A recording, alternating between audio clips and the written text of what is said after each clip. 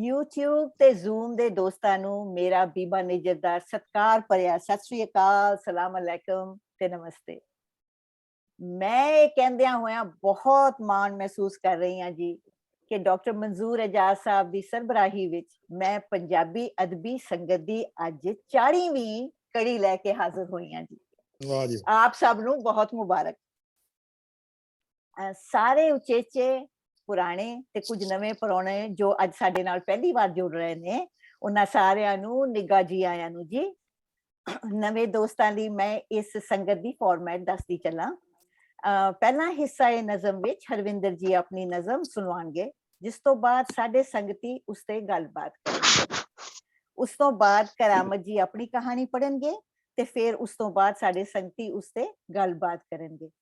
ਆਪਣੀ ਆਪਣੀ ਨਜ਼ਮ ਤੇ ਕਹਾਣੀ ਸੁਣਾਉਣ ਤੋਂ ਬਾਅਦ ਦਿਖਾਰੀ ਗੱਲਬਾਤ ਵਿੱਚ ਹਿੱਸਾ ਨਹੀਂ ਲੈਣਗੇ। ਅੱਗੇ ਵਧਣ ਤੋਂ ਪਹਿਲਾਂ ਮੈਂ ਐਜ਼ ਯੂਜੂਅਲ ਆਪ ਦੇ 2 ਮਿੰਟ ਜ਼ਰੂਰ ਲੈਣਾ ਚਾਹੁੰਦੀ ਹਾਂ, ਜੇ ਇਜਾਜ਼ਤ ਹੋਵੇ ਤਾਂ। ਕੁਝ ਦਿਨ ਪਹਿਲਾਂ ਮੇਰੇ ਕੁਝ ਆંકੜੇ ਨਜ਼ਰੀ ਪਏ ਜੀ। ਮੋਇਨ ਮਿਰਜ਼ਾ ਜੀ ਪਲੀਜ਼ ਜੇ ਤੁਸੀਂ ਮਿਊਟ ਕਰ ਦਿਓ ਤਾਂ।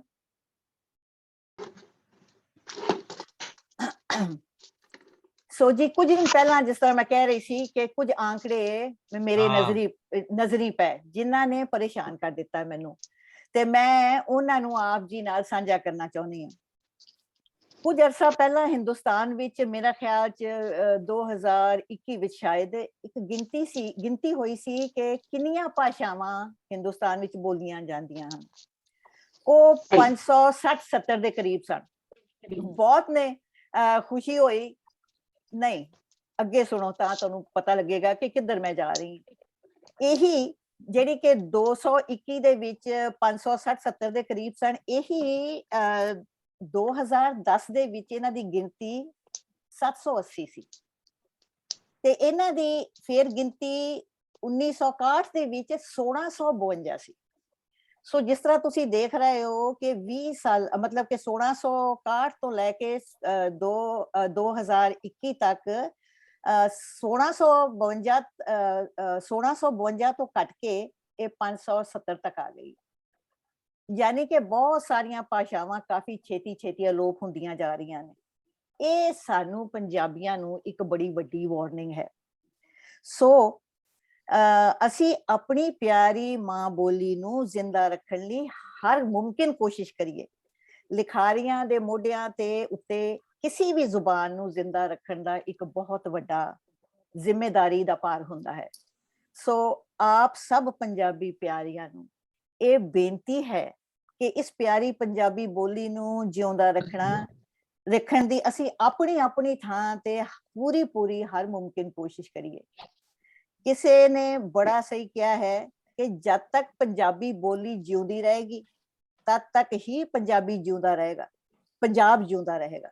ਜਦ ਤੱਕ ਪੰਜਾਬੀ ਬੋਲੀ ਜਿਉਂਦੀ ਰਹੇਗੀ ਤਦ ਤੱਕ ਹੀ ਪੰਜਾਬ ਜਿਉਂਦਾ ਰਹੇਗਾ, ਭਾਵੇਂ ਉਹ ਲਹਿੰਦਾ ਹੋਵੇ ਤੇ ਭਾਵੇਂ ਉਹ ਚੜ੍ਹਦਾ ਹੋਵੇ। ਸੋ ਇਹ ਆਪ ਸਭ ਨੂੰ ਇੱਕ ਵੱਡੀ ਵਾਰਨਿੰਗ ਹੈ ਜੀ ਕਿ ਆਪਣੇ ਤੁਸੀਂ ਮੋਰਚਿਆਂ ਤੇ ਹੁਣ ਡਟ ਜਾਓ ਸਾਰੇ ਜਣੇ। ਚਲੋ ਜੀ, ਹੁਣ ਅਸੀਂ ਆਪਣੀ ਹਿੱਸਾ ਨਜ਼ਮ ਵੱਲ ਤੁਰਦੇ ਹਾਂ ਜੀ। ਹਰਵਿੰਦਰ ਜੀ ਜਿਹੜੇ ਨੇ, ਹਰਵਿੰਦਰ ਸਿੰਘ ਜੀ, ਇਹ ਚੰਡੀਗੜ੍ਹ ਦੇ ਵਾਸੀ ਨੇ। ਹਰਵਿੰਦਰ ਜੀ ਨੇ ਪੰਜਾਬੀ ਯੂਨੀਵਰਸਿਟੀ ਪਟਿਆਲਾ ਤੋਂ ਇਕਨੋਮਿਕਸ ਵਿੱਚ ਮਾਸਟਰਸ ਕੀਤਾ ਹੈ। ਇਹ joint director in governments finance and planning department ਹਨ। 2 ਪੰਜਾਬੀ ਕਵਿਤਾਵਾਂ ਦੀ ਕਿਤਾਬਾਂ ਇਹਨਾਂ ਦੀਆਂ ਛਪ ਚੁੱਕੀਆਂ ਨੇ, ਜਿਨ੍ਹਾਂ ਦਾ ਨਾਂ ਹੈ ਗੁਲਬਾਸੀ ਤੇ 5 ਨਦੀਆਂ ਦਾ ਗੀਤ। ਦੂਜੀ ਕਿਤਾਬ ਦਿੱਲੀ ਯੂਨੀਵਰਸਿਟੀ ਦੇ ਕਰਿਕੂਲਮ ਵਿੱਚ ਵੀ ਹੈ ਜੀ। ਇਹਨਾਂ ਦਾ ਨਾਟਕ ਮੈਂ ਪੰਜਾਬ ਬੋਲਦਾ ਹਾਂ ਬੜਾ ਵਿਖਿਆਤੀ ਪ੍ਰਾਪਤ ਹੈ। ਇਹਨਾਂ ਨੇ ਕਈ ਗੀਤ ਤੇ ਆਰਟੀਕਲਸ ਲਿਖੇ ਨੇ ਔਰ ਇਹ ਮਾਂ ਬੋਲੀ, ਆਪਣੀ ਪੰਜਾਬੀ ਮਾਂ ਬੋਲੀ ਦੇ ਬੜੇ ਪਿਆਰੇ ਨੇ। ਸੋ ਆਓ ਜੀ ਹਰਵਿੰਦਰ ਜੀ, ਤੁਸੀਂ ਆਪਣੀ ਨਜ਼ਮ ਪੇਸ਼ ਕਰੋ ਜੀ। ਅਸੀਂ ਸਾਰੇ ਉਡੀਕ ਰਹੇ। ਬਹੁਤ ਬਹੁਤ ਸ਼ੁਕਰੀਆ ਜੀ। ਸਾਰੇ ਸੁਣਨ ਵਾਲਿਆਂ ਨੂੰ ਮੇਰਾ ਸਲਾਮ, ਆਦਾਬ, ਸਤਿ ਸ੍ਰੀ ਅਕਾਲ, ਨਮਸਕਾਰ। ਮੇਰੀ ਨਜ਼ਮ ਜੋ ਹੈ ਉਹ ਬੇਸਿਕਲੀ ਔਰਤਾਂ ਦੀ ਜੋ ਉਹਨਾਂ ਦੀ ਕਾਇਨਾਤੀ ਵਿਸ਼ਾਲਤਾ ਉਹਦੇ ਬਾਰੇ ਹੈ। ਹਾਲਾਂਕਿ ਔਰਤ ਬਾਰੇ ਆ, ਪਰ ਮੈਂ ਸਮਝਦਾ ਕਿ ਇਹ ਮਰਦਾਂ ਦੇ ਲਈ ਵੀ ਜ਼ਿਆਦਾ ਢੁਕਵੀਂ ਹੈ, ਕਿਉਂਕਿ ਔਰਤ ਨੂੰ ਸਮਝਣਾ, ਅਪਰੋਚ ਕਰਨਾ ਕਿਵੇਂ ਹੈ, ਉਹਦੇ ਬਾਰੇ ਇਹ ਨਜ਼ਮ ਹੈ। ਨਜ਼ਮ ਦਾ ਟਾਈਟਲ ਹੈ ਪਾਣੀ ਦੇ ਜਿਸਮ ਵਾਲੀ ਔਰਤ।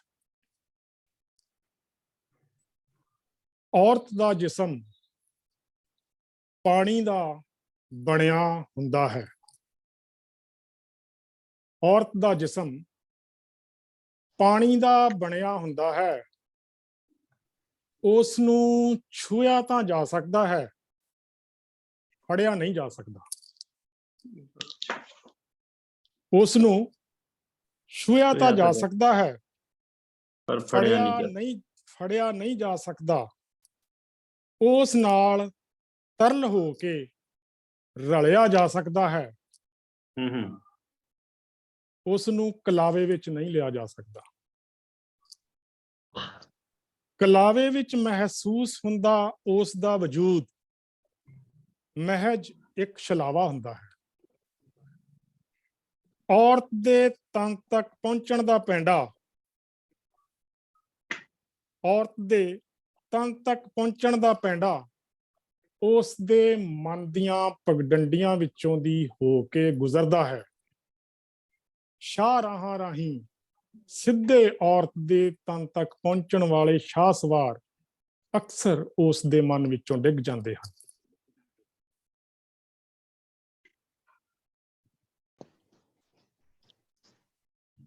ਔਰਤ ਦਾ ਜਿਸਮ ਪਾਣੀ ਦਾ ਬਣਿਆ ਹੁੰਦਾ ਹੈ।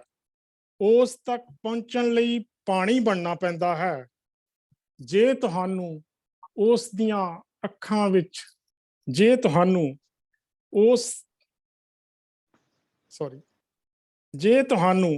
ਉਸ ਦੀਆਂ ਅੱਖਾਂ ਦੇ ਖਾਰੇ ਸਮੁੰਦਰਾਂ ਵਿੱਚ ਤੈਰਨ ਦੀ ਜਾਚ ਹੈ, ਤਾਂ ਉਹ ਤੁਹਾਨੂੰ 7 ਸਮੁੰਦਰਾਂ ਤੋਂ ਵੀ ਅਗਾਂਹ ਦੀ ਸੈਰ ਕਰਵਾ ਸਕਦੀ ਹੈ। ਅਦਭੁਤ ਟਾਪੂਆਂ ਦੇ ਅਲੌਕਿਕ ਦ੍ਰਿਸ਼ ਵਿਖਾ ਸਕਦੀ ਹੈ, ਜਿੱਥੇ ਸਿਰਫ ਹਵਾ ਤੇ ਪਰਿੰਦੇ ਬੋਲਦੇ ਨੇ। ਸਦੀਆਂ ਸਦੀਆਂ ਤੋਂ ਰਿਸ਼ੀਆਂ ਵਾਂਗ ਖੜੇ ਪਹਾੜਾਂ ਦੀ ਚੁੱਪ ਦੀ ਆਵਾਜ਼ ਸੁਣਾਈ ਦਿੰਦੀ ਹੈ। ਚੋਟੀਆਂ ਤੋਂ ਵਹਿੰਦੇ ਝਰਨਿਆਂ ਦੀ ਕਲਕਲ ਰੂਹ ਵਿੱਚ ਝਰਨਾਟ ਛੇੜਦੀ ਹੈ, ਜਿੱਥੇ 4 ਚੁਫੇਰੇ ਉੱਕਰੀ ਹਰੀ ਕਚੂਰ ਇਬਾਰਤ ਤੁਹਾਨੂੰ ਮਹਾਸੁੰਨ ਚ ਲੈ ਜਾਂਦੀ ਹੈ ਤੇ ਤੁਸੀਂ ਆਪਣੇ ਆਪ ਵਿੱਚ ਤੈਰਨ ਲੱਗਦੇ ਹੋ। ਔਰਤ ਦੇ ਹਾਸਿਆਂ ਦੇ ਸ਼ਰਾਟਿਆਂ ਦੇ ਗੀਤ ਮਾਣਨ ਲਈ ਉਸ ਦੇ ਹੌਕੇ ਹਟਕੋਰਿਆਂ ਦਾ ਵਿਰਾਗਮਈ ਸੰਗੀਤ ਵੀ ਸੁਣਨਾ ਪੈਂਦਾ ਹੈ। ਜੇ ਤੁਸੀਂ ਉਸ ਦੀ ਜ਼ਿੰਦਗੀ ਚ ਮੀਲਾਂ ਤੀਕ ਫੈਲੇ ਖੁਸ਼ਕ ਮਾਰੂਥਲਾਂ ਚ ਉਸ ਦੇ ਅੰਗ ਸੰਗ ਨਾਲ ਤੁਰਦੇ ਹੋ, ਤਾਂ ਫਿਰ ਉਹ ਤੁਹਾਨੂੰ ਕਦੀ ਕੋਕਾਫ ਦੇ ਪਰਿਦੇਸ਼ ਚ, ਕਦੀ ਆਕਾਸ਼ ਗੰਗਾ ਚ ਉਡਾ ਕੇ ਲਿਜਾ ਸਕਦੀ ਹੈ। ਔਰਤ ਅਸੰਖ ਤਿਆਂ ਚ ਬੇਅੰਤ ਜ਼ਿੰਦਗੀਆਂ ਜਿਉਂਦੀ ਹੈ ਤੇ ਇਹਨਾਂ ਸਾਰੀਆਂ ਤਿਆਂ ਦੀਆਂ ਪੌੜੀਆਂ ਉਤਰਨਾ ਹਾਰੀ ਸਾਰੀ ਦੇ ਵੱਸ ਨਹੀਂ ਹੁੰਦਾ। ਔਰਤ ਨੂੰ ਜਿਸਮ ਸਮਝ ਕੇ ਮਿਲਣ ਵਾਲੇ ਮਰਦ ਅੰਮ੍ਰਿਤ ਪਾਨ ਦੀ ਬਜਾਏ ਉਸ ਦੇ ਪਹਿਲੇ ਪੱਤਨਾਂ ਦੇ ਗੰਧਲੇ ਪਾਣੀਆਂ ਵਿੱਚ ਹੀ ਡੁੱਬ ਮਰਦੇ ਹਨ। ਖੂੰਖਾਰੀ, ਹੰਕਾਰੀ ਤੇ ਹੁਕਮਰਾਨ ਲਹਿਜੇ ਵਾਲੇ ਔਰਤ ਦੇ ਵਜੂਦ ਦੀਆਂ ਬਰੂਹਾਂ ਦੇ ਬਾਹਰ ਖੜੇ ਹੀ ਜੇਤੂ ਹੋਣ ਦਾ ਭਰਮ ਪਾਲੀ ਰੱਖਦੇ ਹਨ। ਔਰਤ ਨੂੰ ਮਿਲਣ ਲਈ ਜੇਤੂ ਜਰਨੈਲ ਵਾਂਗ ਨਹੀਂ, ਬਲਕਿ ਕਿਸੇ ਮੁਕੱਦਸ ਅਸਥਾਨ ਦੀ ਜ਼ਿਆਰਤ ਕਰਨ ਆਏ ਫਕੀਰ ਵਾਂਗ ਜੁੱਤੀ ਬਾਹਰ ਲਾ ਕੇ ਆਉਣਾ ਪੈਂਦਾ ਹੈ। ਉਸ ਦੇ ਮਨ ਦੇ ਮਾਨਸ ਸਰੋਵਰਾਂ ਵਿੱਚ ਇਸ਼ਨਾਨ ਕਰਨਾ ਪੈਂਦਾ ਹੈ। ਸਤਿਕਾਰ ਨਾਲ ਪਰਿਕਰਮਾ ਕਰਨੀ ਪੈਂਦੀ ਹੈ। ਔਰਤ ਤਨ ਜੀਵ ਨਹੀਂ, ਮਨ ਜੀਵ ਹੈ। ਔਰਤ ਜ਼ਿੰਦਗੀ ਨਹੀਂ, ਜਜ਼ਬੇ ਜੀਂਦੀ ਹੈ। ਔਰਤ ਨੂੰ ਮਿਲਣ ਲਈ ਮਰਦ ਨਹੀਂ, ਔਰਤ ਬਣਨਾ ਪੈਂਦਾ ਹੈ। ਔਰਤ ਨੂੰ ਮਿਲਣ ਲਈ ਬੰਦੇ ਜਿੱਡਾ ਨਹੀਂ, ਕਾਇਨਾਤ ਜਿੱਡਾ ਬਣਨਾ ਪੈਂਦਾ ਹੈ। ਬਹੁਤ ਬਹੁਤ ਸ਼ੁਕਰੀਆ। बहुत शुक्रिया हरविंदर जी, बेहतरीन, थैंक यू वेरी मच। बहुत वाह, वाह खुशी। जी बहुत वाह, बढ़िया। Absolutely बहुत शुक्रिया जी। beautiful. हाँ ਥੈਂਕ जी ਯੂ। ਬਹੁਤ ਬਹੁਤ ਸ਼ੁਕਰੀਆ ਜੀ। ਹਰਵਿੰਦਰ ਜੀ ਹੁਣ ਸਾਡੇ ਤੁਸੀਂ ਹੁਣ ਇਹਦੇ ਤੇ ਕੋਈ ਗੱਲਬਾਤ ਹੋਰ ਨਹੀਂ ਕਰੋਗੇ ਤੇ ਹੁਣ ਠੀਕ ਇਹਦੇ ਹੈ ਤੇ ਸਾਡੀ ਗੱਲਬਾਤ ਜਿਹੜੀ ਹੈ ਉਹ ਸਾਡੇ ਸੰਗਤੀ ਕਰਨਗੇ। ਜੀ। ਹਾਂਜੀ ਹਾਂਜੀ ਸਾਰੇ ਜਣੇ ਓਪਨ ਫਲੋਰ, ਹੁਣ ਤੁਸੀਂ ਸਾਰੇ ਆਪਣੇ ਆਪਣੇ ਇਹਦੇ ਬਾਰੇ ਰਾਏ ਦੱਸੋ ਜੀ। ਹਾਂਜੀ ਕੌਣ ਹਾਂਜੀ ਬੋਲਣਗੇ? ਹਾਂਜੀ हाँ मैं समीना जी बोलांगी पहले, प्लीज। मैं बोलांगी, मैं बोलण नहीं जरूर आई है पहले। जरूर जरूर। ਹਰਵਿੰਦਰ ਜੀ ਤੁਸੀਂ ਬੀਬਾ ਜੀ ਨੇ ਕਿਹਾ ਹੁਣ ਨਹੀਂ ਬੋਲੋਗੇ, ਤੁਹਾਨੂੰ ਹੁਣ ਲੋੜ ਹੀ ਕੀ ਹੈ ਬੋਲਣ ਦੀ? ਤੁਸੀਂ ਬੋਲ ਦਿੱਤਾ, ਤੁਸੀਂ ਜੋ ਵੀ ਬੋਲ ਦਿੱਤਾ ਹੈ ਉਹ ਮੈਂ ਸਮਝਦੀ ਹੈ ਕੀ ਬਾਤ ਹੈ। ਤੁਸੀਂ ਜਿਹੜੀ ਅਸਲ ਔਰਤ ਹੈ, ਔਰਤ ਕੀ ਹੈ, ਸਭ ਤੋਂ ਪਹਿਲੇ ਤੇ ਹੈ ਕਿ ਔਰਤ ਕੀ ਹੈ ਤੁਸੀਂ ਮਹਿਸੂਸ ਕਰਕੇ ਸਹੀ ਮਾਇਨਿਆਂ 'ਚ ਤੁਸੀਂ ਮਹਿਸੂਸ ਕੀਤਾ ਹੈ ਔਰਤ ਨੂੰ। ਔਰ ਮੈਂ ਸਮਝਦੀ ਹਾਂ ਕਿ ਇਸ ਤੋਂ ਵੱਡੀ ਨਜ਼ਮ ਔਰਤ ਬਾਰੇ ਨਹੀਂ ਹੋ ਸਕਦੀ ਹੋਰ ਕੋਈ। ਪਹਿਲੀ ਲਾਈਨ ਜਿਹੜੀ ਹੈ ਤੁਸੀਂ ਜਿਹੜਾ ਇਹਦਾ ਸਿਰਨਾਵਾ ਹੈ, ਔਰਤ ਦਾ ਜਿਸਮ ਪਾਣੀ ਹੈ। ਇਹ ਪਾਣੀ ਕੀ ਹੈ? ਇਹ ਪਾਣੀ ਦਾ ਜਿਹੜਾ ਇਸਤਾਰਾ ਤੁਸੀਂ ਵਰਤਿਆ ਹੈ ਇਹ ਬਹੁਤ ਵੱਡੇ ਮਾਨੀ ਰੱਖਦਾ ਹੈ, ਬਹੁਤ ਵਸੀਹ ਮਾਨੀ ਰੱਖਦਾ ਹੈ। ਮੈਂ ਸਮਝਦੀ ਹਾਂ ਤੁਹਾਡੀ ਇੱਕ ਇੱਕ ਲਾਈਨ ਜਿਹੜੀ ਹੈ ਉਹ ਇੰਨਾ ਜ਼ਿਆਦਾ ਐਕਸਪਲੇਨੇਸ਼ਨ ਮੰਗਦੀ ਹੈ ਕਿ ਮੈਂ ਸਾਰੀਆਂ ਲਾਈਨਾਂ ਤੇ ਗੱਲ ਨਹੀਂ ਕਰਾਂਗੀ, ਸਿਰਫ ਇੱਕ ਦੋ ਪੁਆਇੰਟਾਂ ਤੇ ਗੱਲ ਕਰਾਂਗੀ ਕਿਉਂਕਿ ਤਾਂ ਕਿ ਬਾਕੀ ਵੀ ਗੱਲ ਕਰ ਲੈਣ। ਹੁਣ ਦੇਖੋ ਪਾਣੀ ਜਿਹੜਾ ਹੈ, ਪਾਣੀ ਨੂੰ ਛੂਹਿਆ ਜਾ ਸਕਦਾ ਹੈ, ਫੜਿਆ ਨਹੀਂ ਜਾ ਸਕਦਾ। ਕੀ ਬਾਤ ਹੈ। ਪਾਣੀ ਜ਼ਿੰਦਗੀ ਹੈ, ਪਾਣੀ ਜ਼ਿੰਦਗੀ ਦਾ ਇਸਤਾਰਾ ਹੈ। ਤੇ ਔਰਤ ਦਾ ਜਿਹੜਾ ਤੁਸੀਂ ਪਾਣੀ ਦੇ ਨਾਲ ਜੋੜਿਆ ਹੈ ਇਹ ਬਹੁਤ ਹੀ ਖੂਬਸੂਰਤ ਔਰ ਬੜੀ ਵੱਡੀ ਗੱਲ, ਬੜੀ ਗਹਿਰਾਈ ਹੈ ਇਹਦੇ 'ਚ। ਫਿਰ ਇੱਕ ਹੋਰ ਤੁਸੀਂ ਇਹਦੇ ਤੇ ਬੜੀ ਕਾਫੀ ਡਿਸਕਸ਼ਨ ਇਹਦੇ ਤੇ ਬਹੁਤ ਜ਼ਿਆਦਾ ਹੋ ਸਕਦੀ ਹੈ, ਲੇਕਿਨ ਇਹ ਵੇ ਕਿ ਟਾਈਮ ਵੀ ਸਾਡੇ ਕੋਲ ਇੰਨਾ ਨਹੀਂ। ਇੱਕ ਹੋਰ ਤੁਸੀਂ ਜਿਹੜਾ ਵਰਤਿਆ ਹੈ ਅੱਖ ਦਾ ਖਾਰੇ ਸਮੁੰਦਰਾਂ ਦਾ ਪਾਣੀ ਜਿਹੜਾ ਹੈ। ਹੁਣ ਔਰਤ ਦੀ ਅੱਖ ਵਿੱਚ ਖਾਰੇ ਸਮੁੰਦਰਾਂ ਦਾ ਪਾਣੀ, ਖਾਰੇ ਸਮੁੰਦਰਾਂ ਦਾ ਪਾਣੀ, ਸਾਫ਼ ਪਾਣੀ ਕਿਉਂ ਨਹੀਂ ਕਿਹਾ ਤੁਸੀਂ? ਕਿਉਂ ਜੇ ਔਰਤ ਤੁਸੀਂ ਇਹ ਵੀ ਕਹਿ ਕੇ ਕਾਇਨਾਤ ਹੈ, ਕਾਇਨਾਤ ਵੇ ਔਰ ਉਸ ਕਾਇਨਾਤ ਦੇ ਵਿੱਚ ਦੁੱਖਾਂਤ ਸੁਖਾਂਤ ਮੁਸ਼ਕਲਾਂ ਮੁਸੀਬਤਾਂ ਔਰਤ ਦੀ ਜ਼ਿੰਦਗੀ ਇਹ ਸਾਰਾ ਕੁਛ ਹੈ ਉਹ ਆਪਣੇ ਅੰਦਰ ਭਰ ਲੈਂਦੀ ਹੈ। ਸਾਰਾ ਕੁਝ ਉਹਦੇ ਅੰਦਰ ਆ ਜਾਂਦਾ ਹੈ ਤੇ ਉਹ ਫਿਰ ਇਹ ਖਾਰਾ ਪਾਣੀ ਜਿਹੜਾ ਤੁਸੀਂ ਸਮੁੰਦਰਾਂ ਦਾ ਵਰਤਿਆ ਲਫ਼ਜ਼, ਇਹੋ ਹੀ ਅਲਾਮਤ ਇਹਦੀ ਹੈਗੀ ਹੈ ਕਿ ਜ਼ਿੰਦਗੀ ਦੀਆਂ ਜਿਹੜੀਆਂ ਔਕੜਾਂ ਨੇ, ਜਿਹੜੀਆਂ ਉਹਨੇ ਸਾਰੀ ਜ਼ਿੰਦਗੀ ਆਪਣੀਆਂ ਇਕੱਠੀਆਂ ਕੀਤੀਆਂ ਨੇ, ਆਪਣੇ ਜਜ਼ਬੇ ਇਕੱਠੇ ਕੀਤੇ ਨੇ ਔਰ ਉਹ ਜ਼ਿੰਦਗੀ 'ਚ ਉਹਦੇ ਉਹ ਸਾਰੇ ਜਜ਼ਬੇ ਆਏ ਨੇ, ਉਹ ਖਾਰੇ ਪਾਣੀ ਨੇ। ਤੇ ਇੱਕ ਹੋਰ ਜਿਹੜੀ ਮੈਨੂੰ ਬਹੁਤ ਜ਼ਿਆਦਾ ਗੱਲ ਮੈਨੂੰ ਜਿਹੜੀ ਹੈ ਉਹ ਮੈਨੂੰ ਫੀਲ ਹੋਈ ਹੈ ਕਿ ਔਰਤ ਨੂੰ ਅਗਰ ਮਿਲਣਾ ਹੈ ਤੇ ਔਰਤ ਬਣ ਕੇ ਮਿਲਣਾ ਪਏਗਾ। ਮਰਦ ਬਣ ਕੇ ਮਿਲਣਾ ਜਿਹੜਾ ਹੈ ਉਹ ਔਰਤ ਨਹੀਂ ਮਿਲੇਗੀ। ਹੁਣ ਦੇਖੋ ਇੱਕ ਸਾਡੀ ਸੁਸਾਇਟੀ ਦੇ ਵਿੱਚ ਮਰਦਾਨਗੀ ਜਿਹੜੀ ਹੈ ਉਹ ਮਰਦ ਦੇ ਵਿੱਚ, ਉਹਦੇ ਬਗੈਰ ਮਰਦ ਸਮਝਦਾ ਹੈ ਕਿ ਉਹ ਮਰਦ ਕੁਛ ਵੀ ਨਹੀਂ ਹੈਗਾ। ਮਰਦਾਨਗੀ ਅਸਲ ਉਹਦੀ ਹੈ। ਉਹ ਮਰਦ ਮੈਂ ਸਮਝਦੀ ਹਾਂ ਭਾਵੇਂ ਮਰਦ ਜਾਹਲ ਹੋਵੇ, ਪੜ੍ਹਿਆ ਲਿਖਿਆ ਹੋਵੇ, ਉਹ ਮਰਦ ਉਹਦੀ ਮਰਦਾਨਗੀ ਨਹੀਂ ਜਾਂਦੀ। ਕਿਤੇ ਨਾ ਕਿਤੇ ਕਿਸੇ ਨਾ ਕਿਸੇ ਪਲ ਉਹ ਮਰਦਾਨੀ ਉੱਭਰ ਆਉਂਦੀ ਹੈ। ਇਹ ਤੁਸੀਂ ਜਿਹੜੀ ਮਰਦਾਨਗੀ ਨੂੰ ਸਾਈਡ ਤੇ ਕੀਤਾ ਨਾ, ਬਹੁਤ ਹੀ ਖੂਬਸੂਰਤ ਤੁਹਾਡਾ ਖਿਆਲ ਹੈ। ਔਰਤ ਬਣ ਕੇ ਮਿਲਣਾ ਤੇ ਔਰਤ ਮਿਲੇਗੀ। ਕੀ ਬਾਤ ਹੈ, ਬਹੁਤ ਹੀ ਖੂਬਸੂਰਤ ਖਿਆਲ। ਔਰ ਇਹ ਜਿਹੜੀ ਲਾਈਨ ਹੈ ਮੈਨੂੰ ਤੇ ਇੰਨਾ ਡੰਗੀ ਹੈ ਜਿਹਦਾ ਹਿਸਾਬ ਨਹੀਂ। ਤੇ ਫਿਰ ਤੁਸੀਂ ਕਹਿ ਕੇ ਔਰਤ ਕਾਇਨਾਤ ਹੈ, ਕਿੰਨੀ ਖੂਬਸੂਰਤ ਔਰ ਕਿੰਨੀ ਵੱਡੀ ਗੱਲ ਹੈ। ਇਹਨੂੰ ਤੁਸੀਂ ਇਸ ਤਰ੍ਹਾਂ ਲੈ ਸਕਦੇ ਹੋ, ਕਿਉਂ ਔਰਤ ਕਾਇਨਾਤ ਹੈ? ਔਰਤ ਜਦੋਂ ਮਾਂ ਬਣਦੀ ਹੈ ਨਾ ਤੇ ਕਹਿੰਦੇ ਨੇ ਜਿਹੜੀ ਉਹ ਪੀੜ ਸਹਿੰਦੀ ਹੈ ਉਹ ਅੱਸੀਆਂ ਹੱਡੀਆਂ ਦੇ ਟੁੱਟਣ ਦੀ ਪੀੜ ਤੋਂ ਵੱਧ ਕੇ ਹੁੰਦੀ ਹੈ। ਤੇ ਔਰਤ ਹੈ ਵੇ, ਔਰਤ ਕੀ ਸਹਿੰਦੀ ਹੈ। ਔਰਤ, ਉਹਦਾ ਮਰਦ ਮਰ ਜਾਂਦਾ ਹੈ, 50-60 ਵਰ੍ਹੇ ਜਿਉਂਦੀ ਹੈ, ਉਸ ਮਰਦ ਦੇ ਨਾਂ ਲੈ ਕੇ, ਉਸ ਮਰਦ ਦਾ ਨਾਂ ਲੈ ਕੇ ਜਿਉਂਦੀ ਹੈ। ਉਹਦੀ ਜਿਹੜੀ ਹੈ ਹਰ ਪਲ ਹਰ ਲਮਹਾ ਉਹਦਾ ਪਿਆਰ ਉਹੀ ਹੁੰਦਾ ਹੈ। ਜਿਹੜਾ ਮਰ ਗਿਆ, ਜਿਹੜਾ ਚਲਾ ਗਿਆ ਹੈ, ਉਹ ਜ਼ਿੰਦਾ ਰਹਿੰਦੀ ਹੈ। 60 ਵਰ੍ਹੇ ਜ਼ਿੰਦਾ ਰਹਿੰਦੀ ਹੈ, 40 ਵਰ੍ਹੇ ਜ਼ਿੰਦਾ ਰਹਿੰਦੀ ਹੈ। ਉਹ ਸਾਰੀਆਂ ਇਹਦੇ ਇਲਾਵਾ ਉਹ ਬੱਚੇ ਪਾਲਦੀ ਹੈ, ਉਹ ਦੁਨੀਆ ਦੇ ਦੁੱਖ ਸੁੱਖ ਸਹਿੰਦੀ ਹੈ ਸਾਰਾ ਕੁਛ, ਤੇ ਉਹ ਕਿਵੇਂ ਕਾਇਨਾਤ ਨਹੀਂ ਹੈਗੀ? ਮੈਂ ਸਮਝਦੀ ਹਾਂ ਕਿ ਤੁਸੀਂ ਔਰਤ ਨੂੰ ਕਿੱਥੇ ਖੜਾ ਕਰ ਦਿੱਤਾ ਹੈ। ਪਰ ਇਹ ਵੀ ਗੱਲ ਹੈ ਕਿ ਉਹ ਔਰਤ, ਉਹ ਕਿਹੜੀ ਔਰਤ ਹੈ ਜਿਹੜੀ ਪਾਣੀ ਹੈ?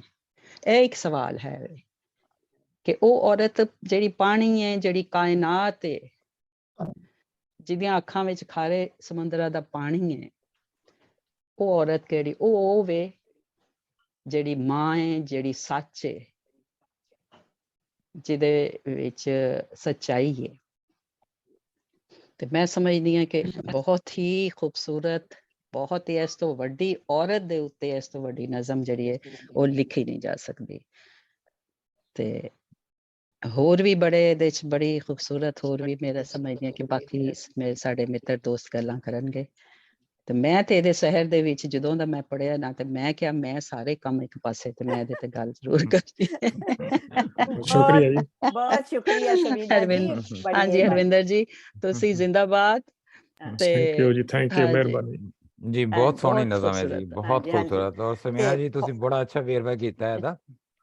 ਔਰ ਹਾਂਜੀ ਮੈਂ ਥੋੜੀ ਆਫਤਾਬ ਸਾਹਿਬ, ਜਿਹੀ ਹਾਂਜੀ ਇਜਾਜ਼ਤ ਚਾਹਾਂਗਾ, ਹਾਂਜੀ ਥੋੜੀ ਜੀ ਜਿਹੀ ਜੀ ਗੱਲ ਆਫਤਾਬ ਕਰਾਂਗਾ। ਸਾਹਿਬ, ਹਾਂਜੀ ਇਨ ਹਾਂਜੀ ਡਿਟੇਲ ਤੇ ਕਾਫੀ ਗੱਲ ਕੀਤੀ ਉਹਨਾਂ ਨੇ, ਔਰ ਸਿਤਾਰਿਆਂ ਦੇ ਹਵਾਲੇ ਨਾਲ, ਕਾਇਨਾਤ ਦੇ ਹਵਾਲੇ ਨਾਲ, ਔਰਤ ਦਾ ਜਿਹੜਾ ਸਿੰਬਲ ਹੈ ਉਹਦੇ ਹਵਾਲੇ ਨਾਲ, ਔਰ ਉਹਦੀਆਂ ਔਕੜਾਂ, ਉਹਦੇ ਮਸਾਇਲ। ਬੇਸਿਕਲੀ ਪਾਣੀ ਤੇ ਔਰਤ ਨੇਚਰ ਦੇ ਉਹ ਅੰਗ ਨੇ ਜਿਨ੍ਹਾਂ ਬਗੈਰ ਇਹ ਇਨਕੰਪਲੀਟ ਹੈ। ਪਾਣੀ ਇਨਆਰਗੈਨਿਕ, ਟੇਸਟਲੈਸ ਤੇ ਟ੍ਰਾਂਸਪੇਰੈਂਟ ਸਬਸਟੈਂਸ ਹੈ। ਲਿਟਰੇਰੀ ਹਵਾਲੇ ਨਾਲ ਇਹ ਪਿਓਰਿਟੀ, ਮਿਸਟਰੀ ਤੇ ਫਰਟੀਲਿਟੀ ਦਾ ਸਿੰਬਲ ਹੈ। ਔਰਤ ਇੱਕ ਰਿਪਰੋਡਕਟਿਵ ਬੀਇੰਗ ਹੈ। ਆਪਣੀ ਵਿਜ਼ਡਮ, ਪਿਓਰਿਟੀ ਤੇ ਓਨੈਸਟੀ ਦੇ ਨਾਲ ਨਾਲ ਫੋਰਗਿਵਿੰਗ ਵੀ ਹੁੰਦੀ ਹੈ। ਇਹ ਉਹਦੀ ਕੁਆਲਿਟੀ ਹੈ। ਇੱਕ ਮਿੰਟ ਆਫਤਾਬ ਸਾਹਿਬ, ਪਲੀਜ਼ ਸਾਰੇ ਜਣੇ ਜਿਹੜੇ ਨਹੀਂ ਬੋਲ ਰਹੇ ਉਹ ਪਲੀਜ਼ ਆਪਣੇ ਆਪ ਨੂੰ ਮਿਊਟ ਕਰ ਲੈਣ। ਪਲੀਜ਼ ਜਿਹੜੇ ਨਹੀਂ ਬੋਲ ਰਹੇ ਪਲੀਜ਼ ਮਿਊਟ ਕਰ ਲਓ, ਸਿਰਫ ਬੋਲਣ ਦੇ ਟਾਈਮ ਤੇ ਤੁਸੀਂ ਅਨਮਿਊਟ ਕਰੋ, ਬੜੀ ਮਿਹਰਬਾਨੀ, ਥੈਂਕ ਯੂ। ਹਾਂਜੀ ਪਲੀਜ਼ ਆਫਤਾਬ ਸਾਹਿਬ, ਪਲੀਜ਼। ਹਾਂਜੀ, ਮੈਂ ਸਮਝਦਾ ਕਿ ਲਖਾਰੀ ਨੇ ਔਰਤ ਨੂੰ ਆਪਣੀ ਨਜ਼ਮ ਵਿੱਚ ਪਾਣੀ ਨਾਲ ਜਿਹੜਾ ਗੰਢਿਆ ਹੈ, ਔਰਤ ਨੂੰ ਉਹਦੀ ਨੇਚਰ ਤੇ ਸਾਈਕੀ ਦੇ ਹਵਾਲੇ ਨਾਲ ਸਮਝਣਾ ਹੈ। ਜਿਵੇਂ ਪਾਣੀ ਜਿਹੜਾ ਇੱਕ ਹਯਾਤੀ ਦਾ ਅਲਾਮਤ, ਹਯਾਤੀ ਦੀ ਵੱਡੀ ਅਲਾਮਤ ਹੈ, ਟ੍ਰਾਂਸਪੇਰੈਂਟ ਹੈ, ਜਿਸ ਰੰਗ ਦੇ ਗਲਾਸ ਵਿੱਚ ਵੀ ਹੁੰਦਾ ਹੈ ਉਹ ਰੰਗ ਭਰਦਾ ਹੈ। ਇਸ ਤਰ੍ਹਾਂ ਔਰਤ ਨੂੰ ਉਹਦੀ ਸ਼ਨਾਖਤ ਦੇ ਹਵਾਲੇ ਨਾਲ ਬੀਇੰਗ ਸਮਝ ਕੇ ਬਰਾਬਰ ਸਮਝਣਾ ਹੈ। ਸੁੱਚਾ ਤੇ ਸੱਚਾ ਜਿਹੜਾ ਸਾਂਗਾ ਹੈ, ਉਹਦੇ ਜਜ਼ਬਾਤ, ਅਹਿਸਾਸਾਤ ਤੇ ਉਹਦੀ ਸਾਈਕੀ ਨੂੰ ਸਮਝਦੇ ਹੋਇਆ ਹੀ ਡਿਵੈਲਪ ਹੋ ਸਕਦਾ ਹੈ। ਜਿਹੜਾ ਹਯਾਤੀ ਨੂੰ ਸੋਹਣਾ ਤੇ ਸੌਖਾ ਕਰਦਾ ਹੈ। ਤਮਾਮ ਰੰਗ ਜਿਹੜੇ ਨੇ ਨਾ ਇਹਦੇ ਨਾਲ ਹੀ ਜੁੜੇ ਹੋਏ ਨੇ। ਜਿਹੜੇ ਮਸਾਇਲ ਔਰਤ ਦੇ ਨੇ ਮੇਲ ਡੋਮੀਨੇਸ਼ਨ ਦੇ ਹਵਾਲੇ ਨਾਲ, ਜਾਂ ਜਿਹੜੇ ਵੀ ਉਹਦੇ ਤੇ ਜਿਹੜੇ ਉਹਦੇ ਸ਼ੋਲਡਰਸ ਤੇ ਜਿਹੜੀਆਂ ਰਿਸਪੌਂਸਿਬਿਲਟੀਜ਼ ਨੇ, ਉਹ ਮਰਦ ਨੂੰ ਫੀਲ ਕਰਨੀਆਂ ਹੋਣਗੀਆਂ। ਔਰ ਸਾਡੇ ਮਾਸ਼ਰੇ ਦੇ ਵਿੱਚ, ਸਾਡੇ ਵਸੇਬ ਦੇ ਵਿੱਚ ਜਿਸ ਤਰ੍ਹਾਂ ਆਮ ਤਾਸਰ ਲਿਆ ਜਾਂਦਾ ਹੈ, ਸਾਡੇ ਵਸਤਪਾਲ ਮਾਸ਼ਰੇ ਦੇ ਵਿੱਚ ਇੱਕ ਪ੍ਰੋਡਕਟ ਦੇ ਹਵਾਲੇ ਨਾਲ ਉਹ ਤਾਸਰ ਨੂੰ ਜ਼ਾਇਲ ਕਰਨਾ ਹੈ, ਉਹਦੀ ਸ਼ਨਾਖਤ ਨੂੰ, ਉਹਨੂੰ ਆਇਡੈਂਟੀਫਾਈ ਕਰਨਾ ਜਿਹੜਾ ਹੈ, ਉਹ ਹੀ ਇਹਦੀ ਇਸ ਨਜ਼ਮ ਵਿੱਚ ਜਿਹੜਾ ਨਾ ਮੈਨੂੰ ਨਜ਼ਰ ਆਉਂਦਾ ਹੈ ਕਿ ਉਹਦੇ ਨਾਲ ਜਿਹੜੀ ਰਿਲੇਸ਼ਨਸ਼ਿਪ ਹੈ ਬੰਦੇ ਤੇ ਔਰਤ ਦੇ ਦਰਮਿਆਨ, ਉਹ ਇੱਕ ਨੈਚੁਰਲ ਵੇ ਦੇ ਹਵਾਲੇ ਨਾਲ ਹੋਏ। ਬਹੁਤ ਵੱਡੀ, ਬਹੁਤ ਅੱਛੀ ਨਜ਼ਮ ਹੈ। ਲਫ਼ਜ਼ਾਂ ਦੇ ਹਵਾਲੇ ਨਾਲ ਬਹੁਤ ਮਜ਼ਾ ਆਇਆ। ਬਹਰਹਾਲ ਬਹੁਤ ਸ਼ੁਕਰੀਆ ਤੇ ਬੜੀ ਬੜੀ ਵਧਾਈ ਹੋਏ ਹਰਮਿੰਦਰ ਸਾਹਿਬ ਨੂੰ। ਸ਼ੁਕਰੀਆ ਆਫਤਾਬ ਸਾਹਿਬ, ਥੈਂਕ ਯੂ ਸੋ ਮਚ। ਬੜੀ ਸੋਹਣੀ ਤੁਸੀਂ ਇਹਨੂੰ ਪਰਤਾਂ ਖੋਲੀਆਂ, ਜਿਸ ਤਰ੍ਹਾਂ ਸਮੀਨਾ ਜੀ ਨੇ ਵੀ ਬੜੀਆਂ ਖੂਬਸੂਰਤ ਪਰਤਾਂ ਖੋਲੀਆਂ ਨੇ। ਹਾਂਜੀ, ਹੋਰ ਸਾਡੇ ਹੁਣ ਕਿਹੜੇ ਦੋਸਤ ਗੱਲ ਕਰਨਗੇ? ਬੀਬਾ ਜੀ ਮੈਂ ਗੱਲ ਕਰ ਸਕਦਾ? ਜ਼ਰੂਰ ਗੁਰਦਾਸ ਜੀ, ਪਲੀਜ਼। ਮੈਂ ਤਾਂ ਛੇਤੀ ਗੱਲ ਕਰ ਦੇਣੀ, ਕਹਿਣੀ ਵੀ ਇੰਗਲਿਸ਼ ਚ। Behind every successful man is a successful. ਮੈਨੂੰ ਇਹ ਨਜ਼ਮ ਸੁਣਦਿਆਂ, ਕਵਿਤਾ ਸੁਣਦਿਆਂ ਹਨਾ, ਮੈਨੂੰ ਉਹ ਗੱਲ ਚੇਤੇ ਆਈ ਕਿ ਜਿੰਨੇ ਵੀ ਮਰਦ ਹੈਗੇ ਆ ਜਿਹਨੂੰ ਆਪਾਂ ਸਕਸੈਸ ਕਹਿੰਦੇ ਆ, ਉਹਦੀ ਜਿਹੜੀ ਤਾਕਤ ਹੁੰਦੀ ਹੈ ਉਹ ਔਰਤ ਹੁੰਦੀ ਆ। ਤੇ ਔਰਤ ਨੂੰ ਪਾਣੀ ਕਹਿ ਤਾਂ ਉਹ ਕਾਬੂ, ਕਹਿਣ ਦਾ ਮਤਲਬ ਉਹਦੇ ਕੋਈ ਫੋਮ ਨਹੀਂ ਹੁੰਦਾ, ਉਹ ਇੰਨੀ ਪਾਵਰਫੁਲ ਹੁੰਦੀ ਹੈ ਨਾ, ਇੰਨੀ ਤਾਕਤਵੰਦ ਹੁੰਦੀ ਹੈ ਕਿ ਜੇ ਉਹਦੇ ਨਾਲ ਸਹਿਮਤੀ ਹੋਵੇ ਤੇ ਰਾਜੇ ਜਿੱਥੇ ਮਰਜ਼ੀ ਰਾਜ ਕਰ ਸਕਦੇ ਆ। ਜੋ ਉਹਦੀ ਸਪੋਰਟ ਹੋਵੇ। ਤੇ ਮੈਨੂੰ ਉਹ ਗੱਲ ਚੇਤੇ ਆਈ। ਬਾਕੀ ਤਾਂ ਸਾਰੀਆਂ ਗੱਲਾਂ ਖੂਬਸੂਰਤ, ਸਾਰੀਆਂ ਨੇ ਕਰ ਲਈਆਂ ਤੇ ਹੋਰ ਵੀ ਕਰਨਗੇ, but behind every successful man is an even more successful woman। ਬਹੁਤ ਇਹ ਸੋਹਣੀ ਮੈਨੂੰ ਬਹੁਤ ਸੋਹਣੀ ਗੱਲ ਕੀਤੀ ਗੁਰਦਾਸ ਜੀ, ਬਹੁਤ ਪਿਆਰੀ ਗੱਲ ਕੀਤੀ, ਥੈਂਕ ਯੂ ਸੋ ਮਚ। ਹਾਂਜੀ, ਬੜੀਆਂ ਸੋਹਣੀਆਂ ਪਰਤਾਂ ਖੁੱਲ ਰਹੀਆਂ ਨੇ, ਪਲੀਜ਼। ਹਾਂਜੀ ਹਾਂਜੀ ਹਾਂ ਤਲਤ ਜੀ, ਮੈਂ ਪਲੀਜ਼ ਆਓ ਜੀ। ਬਹੁਤ ਸੋਹਣੀਆਂ ਬੜੇ ਪੁਆਇੰਟ ਅੱਛੇ ਰੇਜ਼ ਕੀਤੇ ਗਏ ਨੇ, ਤੇ ਮੇਰੀ ਤੁਹਾਨੂੰ ਪਤਾ ਥੋੜੀ ਜੀ ਗੱਲ ਲੰਬੀ ਹੁੰਦੀ ਹੈ। ਨਾ ਤੇ ਪਲੀਜ਼ ਨਜ਼ਮ ਜਿਹੜੀ ਹੈ ਤਲਤ ਇੱਕ ਸੈਕਿੰਡ ਪਲੀਜ਼, ਮੈਨੂੰ ਗੁਜ਼ਾਰਿਸ਼ ਕਰ ਰਹੀ ਹਾਂ ਕਿ ਜਿਹੜੇ ਜਿਨ੍ਹਾਂ ਦੇ ਖੁੱਲੇ ਹੋਏ ਨੇ ਆਡੀਓ, ਪਲੀਜ਼ ਬੰਦ ਕਰ ਲਓ, ਵਿੱਚ ਡਿਸਟਰਬੈਂਸ ਆ ਰਹੀ ਹੈ। ਪਲੀਜ਼ ਆਪਣੇ ਆਪਣੇ ਦੇਖ ਲਿਆ ਜੀ ਜ਼ਰਾ ਮਾੜੇ ਜਿੰਨੇ ਕਿ ਤੁਹਾਡੇ ਬੰਦ ਹੋਣ ਸਾਰੇ ਆਡੀਓਜ਼। Thank you. ਹਾਂਜੀ ਤਲਤ ਜੀ। ਹਾਂਜੀ, ਨਜ਼ਮ ਜਿਹੜੀ ਹੈ ਪਾਣੀ ਦੇ ਜਿਸਮ ਵਾਲੀ ਔਰਤ ਦਾ ਸਿਰਨਾਵਾ ਹੈ। ਸਭ ਤੋਂ ਪਹਿਲਾਂ ਤੇ ਮੈਂ ਹਰਵਿੰਦਰ ਜੀ ਨੂੰ ਤੁਹਾਡੀ ਬਹੁਤ ਸ਼ੁਕਰਗੁਜ਼ਾਰ ਹਾਂ ਕਿ ਤੁਸੀਂ ਔਰਤ ਤੇ ਇਹੋ ਜਿਹੀ ਕਵਿਤਾ ਲਿਖੀ ਜਿਹੜੀ ਸ਼ਾਇਦ ਇੱਕ ਔਰਤ ਵੀ ਨਹੀਂ ਸੀ ਲਿਖ ਸਕਦੀ, ਜਿਹਦੇ ਲਈ ਤੁਸੀਂ ਮੁਬਾਰਕਬਾਦ ਤੇ ਮੁਸਤੈਕ ਹੋ। ਔਰਤ ਨੂੰ ਤੁਸੀਂ ਸਿੰਬੋਲਾਈਜ਼ ਜਿਹੜਾ ਕੀਤਾ ਹੈ ਪਾਣੀ ਦੇ ਨਾਲ, ਉਹ ਇੱਕ ਬਹੁਤ ਸੋਹਣਾ ਖਿਆਲ ਹੈ ਜਿਹੜਾ ਪਹਿਲੇ ਸਭ ਨੇ ਰੇਜ਼ ਕੀਤਾ ਹੈ। ਮੈਂ ਵੀ ਉਹਨੂੰ ਥੋੜਾ ਜਿਹਾ ਰੇਜ਼ ਕਰਾਂਗੀ ਕਿ ਪਾਣੀ ਜਿਹੜਾ ਹੈ ਉਹਨੂੰ ਔਰਤ ਦੇ ਨਾਲ ਜਿਹੜਾ ਮਰਜ ਕੀਤਾ ਗਿਆ ਹੈ ਇੱਥੇ, ਉਹਨੂੰ ਦੇਖਣ ਤੋਂ ਪਹਿਲੇ ਸਾਨੂੰ ਹਮੇਸ਼ਾ ਉਹਦੀ ਵਾਟਰ ਦੀ ਜਿਹੜੀ ਕੰਪੋਜੀਸ਼ਨ ਹੈ ਉਹਨੂੰ ਵੀ ਜ਼ਾਹਰ ਦੇਖਣਾ ਪੈਂਦਾ ਹੈ। ਤੇ ਅਗਰ ਐਸਟ੍ਰੋਲੋਜੀ ਦੇ ਹਵਾਲੇ ਨਾਲ ਅਸੀਂ ਵੇਖੀਏ ਤੇ ਸਾਨੂੰ 4 ਐਲੀਮੈਂਟ ਮਿਲਦੇ ਨੇ, ਫਾਇਰ, ਅਰਥ, ਏਅਰ ਤੇ ਵਾਟਰ। ਤੇ ਵਾਟਰ ਜਿਹੜਾ ਹੈ ਉਹਦਾ ਟੈਂਪਰਾਮੈਂਟ ਜਿਹੜਾ ਮੈਂ ਵੇਖਣੀ ਹੈ ਔਰ ਜਿਹੜਾ ਮੈਂ ਐਸੋਸੀਏਟ ਕਰਨੀ ਹੈ ਔਰਤ ਦੇ ਨਾਲ, ਉਹ ਹੈ ਕਾਮ ਐਂਡ ਕੰਪੋਜ਼ਡ। ਤੇ ਇਸੇ ਲਈ ਇਹ ਜਿਹੜਾ ਖਿਆਲ ਹੈ ਤੇ ਇਹਨਾਂ ਨੇ ਜਿਹੜਾ ਔਰਤ ਨੂੰ ਪਾਣੀ ਨਾਲ ਗੁੰਨਿਆ, ਇਹ ਬਹੁਤ ਹੀ ਸੁੱਚਾ ਤੇ ਸੋਹਣਾ ਖਿਆਲ। ਅਸੀਂ ਪਾਣੀ ਨੂੰ ਛੂ ਤੇ ਸਕਨੇ ਹਾਂ, ਤ੍ਰੇ ਵੀ ਮਿਟਾ ਸਕਨੇ ਹਾਂ, ਪਰ ਜੱਫਾ ਨਹੀਂ ਮਾਰ ਸਕਦੇ। ਪਾਣੀ ਨੂੰ ਸਮਝਣ ਲਈ ਪਾਣੀ ਹੀ ਹੋਣਾ ਪਏਗਾ, ਜਿਹੜਾ ਕਿ ਤੁਹਾਡਾ ਇਸ ਨਜ਼ਮ ਦਾ ਮੇਨ ਥੀਮ ਹੈ। ਮੈਨੂੰ ਸਭ ਤੋਂ ਸੋਹਣੀ ਲਾਈਨ ਜਿਹੜੀ ਇਸ ਕਵਿਤਾ ਦੀ ਲੱਗੀ ਹੈ ਉਹ ਹੈ ਔਰਤ ਦੇ ਤਨ ਤੱਕ ਪਹੁੰਚਣ ਦਾ ਪੈਂਡਾ, ਜਿਹੜਾ ਕਿ 80% ਮਰਦਾਂ ਨੂੰ ਸਮਝ ਨਹੀਂ ਆਉਂਦਾ। ਇਸੇ ਲਈ ਉਹ ਮਸ਼ੀਨੀ ਜ਼ਿੰਦਗੀ ਗੁਜ਼ਾਰ ਰਹੇ ਨੇ। ਇਹ ਕਵਿਤਾ ਬਜ਼ਾਹਿਰ ਤੇ ਸਾਨੂੰ ਔਰਤ ਲਈ ਹੀ ਨਜ਼ਰ ਆਉਂਦੀ ਹੈ, ਪਰ ਹੈ ਨਹੀਂ, ਹੈ ਬੰਦਿਆਂ ਲਈ। ਕੁਝ ਸਵਾਲ ਨੇ ਇਹਦੇ ਵਿੱਚ ਕਿ ਜਿਸਮ ਹਾਸਲ ਕਰਨਾ ਮਰਦਾਨਗੀ ਹੈ ਜਾਂ ਕਿ ਦਿਲ ਜਿੱਤਣਾ। ਦਿਲ ਜਿੱਤਣ ਲਈ ਔਰਤ ਨੂੰ ਡਿਸਕਵਰ ਕਰਨਾ ਪਵੇਗਾ ਕਿ ਔਰਤ ਕੋਈ ਜ਼ਮੀਨ ਦਾ ਟੋਟਾ ਹੈ ਕਿ ਉਹਨੂੰ ਫਤਹ ਕਰਕੇ ਮਰਦਾਨਗੀ ਦਾ ਝੰਡਾ ਗਾੜ ਦੋ। ਉਹਦੇ ਅੰਦਰ ਦੀ ਗਹਿਰਾਈ ਨੂੰ ਜਿਹੜੀ ਸਮੁੰਦਰ ਵਾਂਗੂ ਡੂੰਘੀ ਹੈ ਮਾਪਣ ਦੀ ਕੋਸ਼ਿਸ਼ ਹੀ ਨਹੀਂ ਕੀਤੀ ਜਾਂਦੀ। ਉਹ ਕਹਿੰਦੇ ਨੇ ਕਿ ਦਰਿਆ ਨੂੰ ਪਾਟਣ ਲਈ ਦਰਿਆ 'ਚ ਉਤਰਨਾ ਪਏਗਾ ਤੇ ਫੇਰ ਹੀ ਗੱਲ ਬਣਨੀ ਹੈ। ਔਰਤ ਦਾ ਦਿਲ ਜਿਤਨਾ ਔਖਾ ਕੰਮ ਹੈ ਤੇ ਹਰਵਿੰਦਰ ਜੀ ਨੇ ਉਹ ਵੀ ਦੱਸ ਦਿੱਤਾ ਹੈ ਕਿ ਨਹੀਂ। ਸ਼ਰਾਟੇ ਭਰਦੇ ਹਾਸਿਆਂ ਨੂੰ ਮਹਿਸੂਸ ਕਰੋ ਤੇ ਖਾਰੇ ਅਥਰੂਆਂ 'ਚ ਡੁੱਬ ਜਾਓ, ਪਾਣੀ 'ਚ ਪਾਣੀ ਹੋ ਜਾਓ। ਮੇਰੇ ਖਿਆਲ 'ਚ ਇਹਨਾਂ ਦਾ ਇਸ਼ਾਰਾ ਜਿਹੜਾ ਹੈ ਨਾ, ਉਹ ਟਰੂ ਕੰਪੈਨੀਅਨਸ਼ਿਪ ਵੱਲ ਜਾਂਦਾ ਹੈ, ਸਾਂਝੇਦਾਰੀ, ਦੁੱਖਾਂ ਤੇ ਸੁੱਖਾਂ ਦੀ। ਔਰਤ ਦੇ ਦਿਲ ਦੀ ਸੀੜੀ ਤੇ ਚੜ੍ਹਨ ਲਈ ਉਸ ਸੀੜੀ ਦੇ 4-5 ਹੀ ਸਟੈਪਸ ਨੇ। ਮਾਨ, ਭਰੋਸਾ, ਯਕੀਨ ਤੇ ਅਹਿਸਾਸਾਤ ਤੇ ਜਜ਼ਬਾਤ ਨੂੰ ਵੈਲਿਊ ਕਰਨਾ, ਜਿਹੜਾ ਕਿ ਬੰਦਾ ਸਮਝਦਾ ਨਹੀਂ ਹੈ ਜਾਂ ਸਮਝਣਾ ਚਾਹੁੰਦਾ ਨਹੀਂ। ਤੇ ਜਿਹੜਾ ਸਮਝ ਜਾਂਦਾ ਹੈ ਉਹ ਉਹਦੇ ਦਿਲ ਦਾ ਬੇਤਾਜ ਬਾਦਸ਼ਾਹ ਬਣ ਜਾਂਦਾ ਹੈ ਤੇ ਉਹਦੀ ਬਿਨ ਮੋਲ ਦਾਸੀ। ਪਰ ਅਫਸੋਸ ਦੀ ਗੱਲ ਤੇ ਇਹ ਹੈ ਕਿ ਬੰਦਾ ਤੇ ਪਹਿਲੇ ਸਟੈਪ ਤੋਂ ਹੀ ਫਿਸਲ ਜਾਂਦਾ ਹੈ। ਉਹ ਮੁਹੱਬਤ ਤੇ ਦਿੰਦਾ ਹੈ ਪਰ ਮਾਨ ਤੇ ਇੱਜ਼ਤ ਦੇਣ ਵਿੱਚ ਡੰਡੀ ਮਾਰ ਜਾਂਦਾ ਹੈ। ਜਿਹਦੇ ਵਿੱਚ ਹਰਵਿੰਦਰ ਜੀ ਨੇ ਕਿਹਾ ਕਿ ਔਰਤ ਬੜੀ ਸੈਕਰਡ ਹੈ। ਮੈਨੂੰ ਬੜੀ ਸੋਹਣਾ ਉਹਨਾਂ ਦੀ ਲਾਈਨ ਲੱਗੀ ਹੈ ਕਿ ਔਰਤ ਜਿਹੜੀ ਹੈ ਉਹ ਬੜੀ ਸੈਕਰਡ ਹੈ। ਉਹਨੂੰ ਇੱਜ਼ਤ ਦਿਓ, ਉਹਨੂੰ ਮਾਣ ਦਿਓ। ਉਹਨੂੰ ਰੋਲੋਗੇ ਤੇ ਆਪ ਵੀ ਰੁਲ ਜਾਓਗੇ, ਤੇ ਜੇ ਉਹਨੂੰ ਮਾਣ ਦੋਗੇ ਤੇ ਫਿਰ ਉਹ ਤੁਹਾਨੂੰ ਉਸ ਦੁਨੀਆ 'ਚ ਲੈ ਜਾਏਗੀ ਜਿਹਦੀ ਸੈਰ ਹਰਵਿੰਦਰ ਜੀ ਨੇ ਕਰਵਾਈ ਹੈ। ਚੌਖੇ ਰੰਗ ਭਰੇ ਨੇ ਇਸ ਸੈਰ ਦੇ ਵਿੱਚ, ਬੜੇ ਸੋਹਣੇ ਤੇ ਲਾਜਵਾਬ। ਸੈਰ ਜਿਹੜੀ ਉਹਨਾਂ ਨੇ ਦੱਸੀ ਹੈ ਨਾ, ਇਹ ਖੁਸ਼ੀਆਂ ਭਰੀ ਦੁਨੀਆ ਦੀ ਹੈ ਤੇ ਮਾਨ ਤੇ ਭਰੋਸੇ ਰਾਹੀਂ ਇਹ ਖੁਸ਼ੀਆਂ ਜਿਹੜੀਆਂ ਨੇ ਨਾ ਸਾਨੂੰ ਐਵੇਂ ਨਹੀਂ ਮਿਲ ਜਾਣੀਆਂ। ਜਿੰਨਾ ਮਾਨ ਦਵੋਗੇ ਓਨਾ ਹੀ ਵਸੂਲ ਕਰ ਲੋਗੇ। ਤੇ ਮੈਨੂੰ ਵੀ ਸਭ ਵਗਰਾ ਇਸ ਨਜ਼ਮ ਨੇ ਬਹੁਤ ਜਕੜ ਕੇ ਰੱਖਿਆ ਹੋਇਆ। ਇੰਨੀ ਸੋਹਣੀ ਨਜ਼ਮ ਹੈ ਔਰ ਇਹ ਬਹੁਤ ਮੁਬਾਰਕ ਤੇ ਮੁਸਤਹਿਕ ਨੇ, ਇਸ ਲਈ ਕਿ ਇਹਨਾਂ ਨੇ ਔਰਤਾਂ ਦਾ ਮਾਣ ਵਧਾਇਆ ਤੇ ਇਹਨਾਂ ਨੇ ਜਿਹੜੇ ਮੈਟਾਫਰਸ ਇਸਤਾਰੇ ਵਗੈਰਾ ਇਸਤੇਮਾਲ ਕੀਤੇ ਨੇ ਉਹ ਤੇ ਹੈ ਹੀ ਬਹੁਤ ਖੂਬਸੂਰਤ ਨੇ।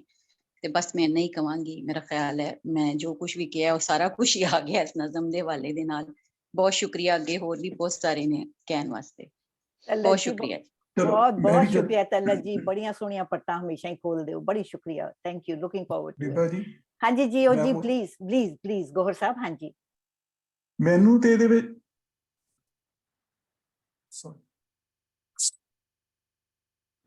ਗੋਹਰ ਸਾਹਿਬ। ਜੀ ਹੁਣ ਬੋਲਾਂਗਾ ਜੀ। ਹਾਂਜੀ ਹਾਂਜੀ, ਮੇਰੇ ਦੋ ਮਾਈਕ ਆਨ ਸਨ। ਅੱਛਾ, ਉਹ ਜੀ, ਇਹਦੇ ਵਿੱਚ ਮੈਨੂੰ ਜਿਹੜੀ ਇੱਕ ਚੀਜ਼ ਨਜ਼ਰ ਆਈ ਹੈ ਨਾ, ਪਵਿੱਤਰ ਹੋਣ ਦਾ ਇੱਕ ਪਵਿੱਤਰ ਜਜ਼ਬਾ, ਉਹ ਔਰ ਜਿਸ ਤਰ੍ਹਾਂ ਇਹ ਪਾਣੀ ਜਿਹੜਾ ਨਾ, ਇਹਨੂੰ ਵੀ ਪੋਸੈਸ ਨਹੀਂ ਕਰ ਸਕਦਾ, ਸੈਂਸ ਆਫ ਪੋਸੈਸ਼ਨ ਕੋਈ ਨਹੀਂ ਆਉਂਦੀ ਔਰ ਐਜ਼ ਅ ਕਮੋਡਿਟੀ ਕੋਈ ਨਹੀਂ। ਜਿੰਨੀਆਂ ਸਿਵਲਾਈਜੇਸ਼ਨਸ ਆਈਆਂ ਉਹ ਸਾਰੀਆਂ ਅਲੋਂਗ ਵਾਟਰ ਹੀ ਆਈਆਂ ਨੇ, ਲੇਕਿਨ ਕਿਸੇ ਨੇ ਕਦੀ ਇਲਾਕਿਆਂ ਦੀ ਤਾਂ ਓਨਰਸ਼ਿਪ ਕਲੇਮ ਕੀਤੀ ਹੈ, ਕਿਸੇ ਨੇ ਪਾਣੀ ਦੀ ਓਨਰਸ਼ਿਪ ਕਲੇਮ ਨਹੀਂ ਕੀਤੀ। ਲੇਕਿਨ ਪਾਣੀ ਔਰ ਇਨਸਾਨ ਦਾ ਜਿਹੜਾ ਤਾਲੁਕ ਰਿਹਾ ਉਹ ਇੰਨਾ ਪਵਿੱਤਰ ਰਿਹਾ ਕਿ ਉਹ ਚੱਲਦਾ ਰਿਹਾ। ਇਹਦੇ ਵਿੱਚ ਜਿਹੜੀ ਮੈਨੂੰ ਤਾਂ ਲੱਗਾ ਹੈ ਕਿ ਔਰਤ ਔਰ ਮਰਦ ਦੋਨਾਂ ਵਾਸਤੇ ਹੀ ਜਿਹੜਾ ਇੱਕ ਮੁਆਸ਼ਰੇ 'ਚ ਦੋ ਪਹਿਲੂ ਚੱਲਦੇ ਨੇ ਨਾ, ਇੱਕ ਪਵਿੱਤਰ ਹੋਣ ਦੇ ਤੇ ਇੱਕ ਉਹਦੇ ਖੋਖਾਇਜ਼ਮ ਹੋਂਦੇ ਜਾਂ ਉਹ ਜਿਹੜੀ ਜ਼ਾਹਰੀ ਚੀਜ਼ਾਂ ਦੇ ਜੋ ਕਨਸੈਪਟ ਨੇ, ਇਹ ਜਿੰਨੀ ਮਰਦ ਆਸੇ ਉਨੀ ਔਰਤ ਆਸੇ ਵੀ ਹੈ ਕਿ ਔਰਤ ਵੀ ਅਗਰ ਪਾਣੀ ਬਣ ਜਾਏਗੀ ਤੇ ਮਰਦ ਵੀ ਅਗਰ ਉਹਨੂੰ ਸੈਂਸ ਆਫ ਪੋਜੈਸ਼ਨ ਤੇ ਨਹੀਂ ਰੱਖਦਾ ਔਰ ਉਹਨੂੰ ਕਮੋਡਿਟੀ ਦੇ ਤੌਰ ਤੇ ਨਹੀਂ ਸਮਝਦਾ, ਤੇ ਦੈਨ ਇਹ ਕਾਇਨਾਤ ਦਾ ਹਿੱਸਾ ਹੈ। ਜਿਸ ਤਰ੍ਹਾਂ ਪਾਣੀ ਦੇ ਅੰਦਰ ਪੂਰੀ ਜ਼ਿੰਦਗੀ ਚੱਲਦੀ ਹੈ, ਪੂਰੀ ਉਹਦੇ ਅੰਦਰ ਦੁਨੀਆ ਚੱਲ ਰਹੀ ਹੁੰਦੀ ਹੈ, ਇਸੇ ਤਰ੍ਹਾਂ ਅਗਰ ਇੱਕ ਪਵਿੱਤਰ ਰਿਸ਼ਤਾ ਕਾਇਮ ਹੋ ਜਾਂਦਾ ਹੈ ਤੇ ਉਹ ਜ਼ਿੰਦਗੀ ਔਰ ਕਾਇਨਾਤ, ਔਰ ਉਹਨੂੰ ਜੰਨਤ ਵੀ ਕਹਿ ਸਕਦੇ ਹੋ, ਉਹਨੂੰ ਤੁਸੀਂ ਨਿਰਵਾਣ ਵੀ ਕਹਿ ਸਕਦੇ ਹੋ। ਇਹ ਸਾਡੇ ਪੰਜਾਬ ਦੇ ਮੁਆਸ਼ਰੇ ਦਾ ਇੱਕ ਬੜਾ ਪਵਿੱਤਰ ਜਜ਼ਬਾ ਹੁੰਦਾ ਸੀ ਕਿਸੇ ਦਾ, ਹੁਣ ਵੀ ਹੈ, ਘੱਟ ਹੁੰਦਾ ਜਾ ਰਿਹਾ, ਲੇਕਿਨ ਇਹ ਜਿਸ ਤਰ੍ਹਾਂ ਉਹਨਾਂ ਨੇ ਇਹਨੂੰ ਚੁੱਕਿਆ, ਮੈਂ ਸਮਝਦਾ ਕਿ ਇਹਦੀ ਵਜ੍ਹਾ ਨਾਲ ਮਜ਼ੀਦ ਇਹ ਗੱਲ ਫੈਲੇਗੀ। ਮੈਨੂੰ ਤੇ ਇਸ ਵਿੱਚ ਇਹ ਬਹੁਤ ਅੱਛਾ ਲੱਗਾ। ਬਹੁਤ ਸ਼ੁਕਰੀਆ ਗੌਹਰ ਸਾਹਿਬ, ਬਹੁਤ ਮਿਹਰਬਾਨੀ ਜੀ। ਹਾਂਜੀ, ਸਾਡੇ ਅਗਲੇ ਦੋਸਤ ਕੌਣ ਗੱਲ ਕਰਨਾ ਚਾਹੋਗੇ? ਹਾਂਜੀ ਹਾਂਜੀ, ਮੈਂ ਥੋੜੀ ਜਿਹੀ ਗੱਲ ਕਰਾਂ ਜੀ। ਜ਼ਰੂਰ। ਹਾਂਜੀ, ਅੱਛਾ, ਸਭ ਤੋਂ ਪਹਿਲਾਂ ਬਹੁਤ ਹੀ ਇਹਨਾਂ ਨੂੰ ਕੰਗ੍ਰੈਚੁਲੇਸ਼ਨਸ ਹੈ, ਬੜੀ ਡੂੰਘਾਈ ਵਾਲੀ ਕਵਿਤਾ ਲਿਖੀ ਆ ਔਰ ਬੜੇ ਡਿਸਕਸ਼ਨਸ ਹੋ ਰਹੀਆਂ ਨੇ। ਮੈਂ ਇਹਨੂੰ ਸਭ ਤੋਂ ਪਹਿਲਾਂ ਦੇਖਾਂ ਕਿ ਇਹਦੇ ਵਿੱਚ ਵਿਜ਼ੂਅਲ ਇਮੇਜਰੀ ਜਿਹੜੀ ਪ੍ਰੈਜ਼ੈਂਟ ਕੀਤੀ ਇਹਨਾਂ ਨੇ, ਬਾ ਕਮਾਲ ਦੀ, ਅੱਖਾਂ ਦੇ ਰਾਹੀਂ ਸਮੁੰਦਰਾਂ ਤੇ ਟਾਪੂਆਂ ਤੇ ਪਹਾੜਾਂ ਤੇ ਝਰਨਿਆਂ, ਹਰੀਆਂ ਵਾਦੀਆਂ ਦੀ ਸੈਰ ਕਰਵਾਈ, ਜਿਹੜੀ ਵਿਜ਼ੂਅਲਸ ਬਹੁਤ ਤਗੜੇ ਨੇ। ਜ਼ੁਬਾਨ ਜਿਹੜੀ ਯੂਜ਼ ਕੀਤੀ, ਲੈਂਗੁਏਜ, ਉਹਨੂੰ ਮੈਂ ਕਹਾਂਗਾ ਕਿ ਇਹ ਬੜੀ ਧਾਰਮਿਕ ਟਾਈਪ ਵਰਤੀ ਆ, ਜਿੱਦਾਂ ਕਿ ਇਸ਼ਨਾਨ ਕਰਨਾ, ਪਰਿਕਰਮਾ ਕਰਨੀ, ਜੁੱਤੀ ਲਾ ਕੇ ਅੰਦਰ ਜਾਣਾ, ਇਹ ਸਾਰਾ ਬਹੁਤ ਹੀ ਧਾਰਮਿਕ ਟਾਈਪ ਆਫ ਲੈਂਗੁਏਜ ਇਹਨਾਂ ਨੇ ਯੂਜ਼ ਕੀਤੀ ਹੈ। ਤੇ ਜੇ ਅਸੀਂ ਕੰਟੈਂਟ ਦੀ ਗੱਲ ਕਰੀਏ ਇਸ ਕਵਿਤਾ ਦੇ ਵਿੱਚ, ਜਿਹਦੇ 'ਚ ਕਿ ਔਰਤ ਤੇ ਮਰਦ ਦੇ ਰਿਲੇਸ਼ਨਸ਼ਿਪ ਦੇ ਵਿੱਚ ਇਹਨਾਂ ਨੇ ਇੱਕ ਔਰਤ ਦੀ ਤਸਵੀਰ ਸਾਨੂੰ ਦਿਖਾਈ ਹੈ, ਪੇਂਟ ਕੀਤੀ ਹੈ ਔਰਤ ਦੀ ਤਸਵੀਰ, ਜਿਹਦੇ 'ਚ ਦੱਸਿਆ ਕਿ ਔਰਤ ਇੱਕ ਬਹੁਤ ਕੰਪਲੈਕਸ, ਡਿਫਰੈਂਟ ਲੇਅਰਸ ਨੇ, ਉਹਨੂੰ ਸਮਝਣਾ, ਅੰਡਰਸਟੈਂਡ ਕਰਨਾ ਬੜਾ ਮੁਸ਼ਕਿਲ ਹੈ, ਉਹਨੂੰ ਵੈਰੀ ਡਿਫਿਕਲਟ ਟੂ ਗੈਟ। ਇਹ ਵਿੱਚ ਮੈਨੂੰ ਲੱਗਾ ਕਿ ਔਰਤ ਨੂੰ ਇਹਨਾਂ ਨੇ ਇੱਕ ਬਹੁਤ ਹੀ ਮਿਸਟੀਕਲ, ਸੈਮਾਈ ਕਹਿ ਲਓ ਜਾਂ ਮੈਟਾਫਿਜ਼ੀਕਲ ਟਾਈਪ ਆਫ ਇੱਕ ਚੀਜ਼ ਦੱਸਣ ਦੀ ਕੋਸ਼ਿਸ਼ ਕੀਤੀ ਆ ਕਿ ਜੇ ਉਹ ਤੁਹਾਡੇ ਤੇ ਦਿਆਲ ਹੋ ਜਾਏ ਤੇ 7 ਸਮੁੰਦਰਾਂ ਦੀ ਸੈਰ ਵੀ ਹੋ ਜਾਂਦੀ ਆ, ਕੁਦਰਤ ਦੀ ਤੇ ਪਰੀਆਂ ਦੇ ਦੇਸਾਂ ਦੀ ਸੈਰ ਵੀ ਹੋ ਜਾਂਦੀ ਆ, ਪਰ ਉਸ ਨੂੰ ਪਾਉਣ ਦੇ ਲਈ ਜ਼ੋਰ ਜ਼ਬਰ ਨਾਲ ਨਹੀਂ, ਇੱਕ ਫਕੀਰ ਬਣ ਕੇ ਤੁਹਾਨੂੰ ਲੱਭਣਾ ਪੈਂਦਾ ਹੈ। ਔਰਤ ਦੀ ਇਹ ਜਿਹੜੀ ਇੱਕ ਮੈਟਾਫਿਜ਼ੀਕਲ ਜਾਂ ਸੁਪਰ ਨੈਚੁਰਲ ਟਾਈਪ, ਰੱਬ ਵਰਗੀ ਤਸਵੀਰ ਦਿਖਾਉਣ ਦਾ ਇਹ ਆਈਡੀਆ ਜਿਹੜਾ ਪਹਿਲਾਂ ਵੀ ਬਹੁਤ ਵਾਰੀ ਹਿੰਦੂ ਧਰਮ ਦੇ ਵਿੱਚ ਇਹ ਆਇਆ। ਮਾਤਾ ਰਾਣੀਆਂ ਤੇ ਦੇਵੀਆਂ ਦੇ ਰੂਪ ਦੇ ਵਿੱਚ ਇਹਨਾਂ ਦੀ ਮਾਨਤਾ ਸਿਰਫ ਮਾਨਤਾ ਹੀ ਰਹਿ ਗਈ ਆ। ਇਹਦੇ ਵਿੱਚ ਇਹ ਆਈਡੀਆਜ਼ ਆਏ ਨੇ, ਪਰ ਮੇਰਾ ਵਿਦ ਡਿਊ ਰਿਸਪੈਕਟ ਇਹ ਕਹਿਣਾ ਆ ਕਿ ਅਸਲੀ ਔਰਤ ਦਾ ਵਜੂਦ ਆ ਜਿਹੜਾ, ਇਹ ਸੁਪਰ ਨੈਚੁਰਲ ਨੂੰ ਛੱਡ ਕੇ ਬਹੁਤ ਅਲੱਗ ਆ। ਔਰਤ ਤਾਂ ਵਿਚਾਰੀ ਹਰ ਰੋਜ਼ ਔਰ ਹਰ ਸਦੀਆਂ ਤੋਂ ਦੁੱਖਾਂ ਤਕਲੀਫਾਂ ਦੀ ਜ਼ਿੰਦਗੀ ਗੁਜ਼ਾਰ ਰਹੀ ਆ। ਮੈਂ ਤੇ ਇਹ ਵੀ ਕਹਿਣਾ ਕਿ ਇਹਦਾ ਮਿਸਟਿਸਿਜ਼ਮ ਦਾ ਜਿਹੜਾ, ਇਹਦੀ ਵਰਸ਼ਿਪ ਦੀ ਜਿਹੜੀ ਆਈਡੀਆ ਆਉਂਦਾ ਔਰ ਇਹਦੇ ਤੇ ਕਈ ਬਿਲੀਫਸ ਪੈਦਾ ਕੀਤੇ ਗਏ ਨੇ, ਔਰ ਕਿ ਇਹ ਜੀ ਇਹਨੂੰ ਸਮਝਣਾ ਬੜਾ ਮੁਸ਼ਕਲ ਹੈ, ਔਰਤ ਨੂੰ ਤਾਈਂ ਪਹੁੰਚਣਾ ਬੜਾ ਮੁਸ਼ਕਲ ਹੈ। ਔਰ ਇਹ ਵੀ ਲੋਕ ਕਹਿੰਦੇ ਨੇ ਕਿ ਔਰਤ ਦੇ ਤਾਂ ਜੀ 100 ਚਰਿੱਤਰ ਹੁੰਦੇ ਨੇ, 3 ਚਰਿੱਤਰ ਕਰਦੇ ਨੇ, ਕਨਿੰਗ ਹੈ, ਕਲੈਵਰ ਹੈ। ਇਹ ਸਾਰੇ ਬਿਲੀਫਸ ਜੋ ਆਈਡੀਆਜ਼ ਬਣੇ ਨੇ, ਮੈਂ ਕਹਿੰਦਾ ਕਿ ਇਹਨਾਂ ਦਾ ਰੀਜ਼ਨ ਜਿਹੜਾ ਉਹ ਇਹ ਹੈ ਕਿ ਜਦੋਂ ਸੁਸਾਇਟੀ ਸਾਡੀ ਔਰਤ ਪ੍ਰਧਾਨ ਤੋਂ ਮਰਦ ਪ੍ਰਧਾਨਗੀ ਦੇ ਵਿੱਚ ਵੱਧਦੀ ਗਈ ਹੈ, ਔਰਤ ਦੇ ਹੱਕ ਖੋਹ ਹੁੰਦੇ ਗਏ ਨੇ, ਔਰਤ ਨੇ ਆਪਣਾ ਮਨ ਨੂੰ ਬੰਦ ਕਰ ਲਿਆ, ਮਰਦਾਂ ਦੇ ਜ਼ੁਲਮੋ ਸਿਤਮ ਤੋਂ ਉਹ ਬਚਣ ਦੇ ਲਈ ਉਹਨੇ ਇੱਕ ਡਿਫੈਂਸ ਮੈਕੈਨਿਜ਼ਮ ਬਣਾਇਆ ਕਿ ਉਹ ਅਨਅਪਰੋਚੇਬਲ ਬਣੇ, ਉਹ ਕੰਪਲੈਕਸ ਹੋ ਜਾਏ। ਔਰਤ ਨੇ ਆਦਮੀ ਤੋਂ ਸਰਵਾਈਵਲ ਦੇ ਲਈ ਹੀ ਇਹ ਡਿਫੈਂਸ ਮੈਕੈਨਿਜ਼ਮ ਬਣਾਏ ਨੇ। ਔਰ ਔਰਤ ਵੈਸੇ ਰਿਐਲਿਟੀ 'ਚ ਸੋਚਿਆ ਜਾਵੇ ਤਾਂ ਉਹ ਵੀ ਆਦਮੀਆਂ ਦੀ ਤਰ੍ਹਾਂ ਇੱਕ ਫਰੈਸ਼ ਬਲੱਡ ਔਰ ਫਲੈਸ਼ ਦੀ ਇੱਕ ਛਾਇਆ ਹੈ, ਕੋਈ ਮਿਸਟੀਕਲ ਚੀਜ਼ ਨਹੀਂ, ਕੋਈ ਪੂਜਣ ਵਾਲੀ ਮਾਤਾ ਦੇਵੀ ਨਹੀਂ। ਇਹ ਝੂਠਾ ਹੀ ਆਦਮੀਆਂ ਨੇ ਇਸ ਨੂੰ ਇਸ ਪਾਸੇ ਨੂੰ ਲੈ ਗਏ ਨੇ, ਪਰ ਅਸਲੀ ਟੌਪਿਕ ਤੋਂ ਇਹਦੇ ਨਾਲ ਕੋਈ ਹਮਦਰਦੀ ਨਹੀਂ ਪੇਸ਼ ਕੀਤੀ। ਔਰਤ ਨੂੰ ਜੇ ਚਾਹੀਦਾ ਤਾਂ ਸਿਰਫ ਆਪਣਾ ਦਰਜਾ ਤੇ ਸਤਿਕਾਰ ਹੀ ਚਾਹੀਦਾ, ਲੋੜਦੀ ਆ ਇਹ ਉਹੀ। ਮੈਂ ਤੇ ਫਿਰ ਕਹਾਂਗਾ ਕਿ ਇਹਦੇ ਵਿੱਚ ਮੇਰਾ ਵਿਊ ਪੁਆਇੰਟ ਥੋੜਾ ਜਿਹਾ ਡਿਫਰੈਂਟ ਹੈ, ਪਰ ਕਵਿਤਾ ਨੇ ਬਹੁਤ ਜ਼ਿਆਦਾ ਇਹ ਫੀਲਡ ਖੋਲਿਆ ਸਾਰਾ ਔਰ ਸੋਚਣ ਤੇ ਮਜਬੂਰ ਕੀਤਾ, ਔਰ ਮੈਨੂੰ ਬਹੁਤ ਜ਼ਿਆਦਾ ਮਜ਼ਾ ਆਇਆ ਇਹਦੇ ਵਿੱਚ। with due respect I beg to disagree with and that's my viewpoint. Thank you ਜੀ। ਬਹੁਤ ਬਹੁਤ ਸ਼ੁਕਰੀਆ ਅਮਰ ਜੀ, that was very enlightening, ਬੜਾ ਅੱਛਾ ਲੱਗਾ ਤੁਹਾਡੀ ਗੱਲ ਸੁਣ ਕੇ, ਸੋਚਣ ਤੇ ਮਜਬੂਰ ਕੀਤਾ। ਹਾਂਜੀ ਜਗਜੀਤ ਜੀ, ਹਾਂਜੀ ਪਲੀਜ਼। ਮੈਂ ਐਕਚੁਅਲੀ ਨਾ ਉਹਦੇ ਚੈਟ ਵਿੱਚ ਤੁਹਾਨੂੰ ਇੱਕ ਮੈਸੇਜ ਭੇਜਿਆ ਸੀ ਜੀ।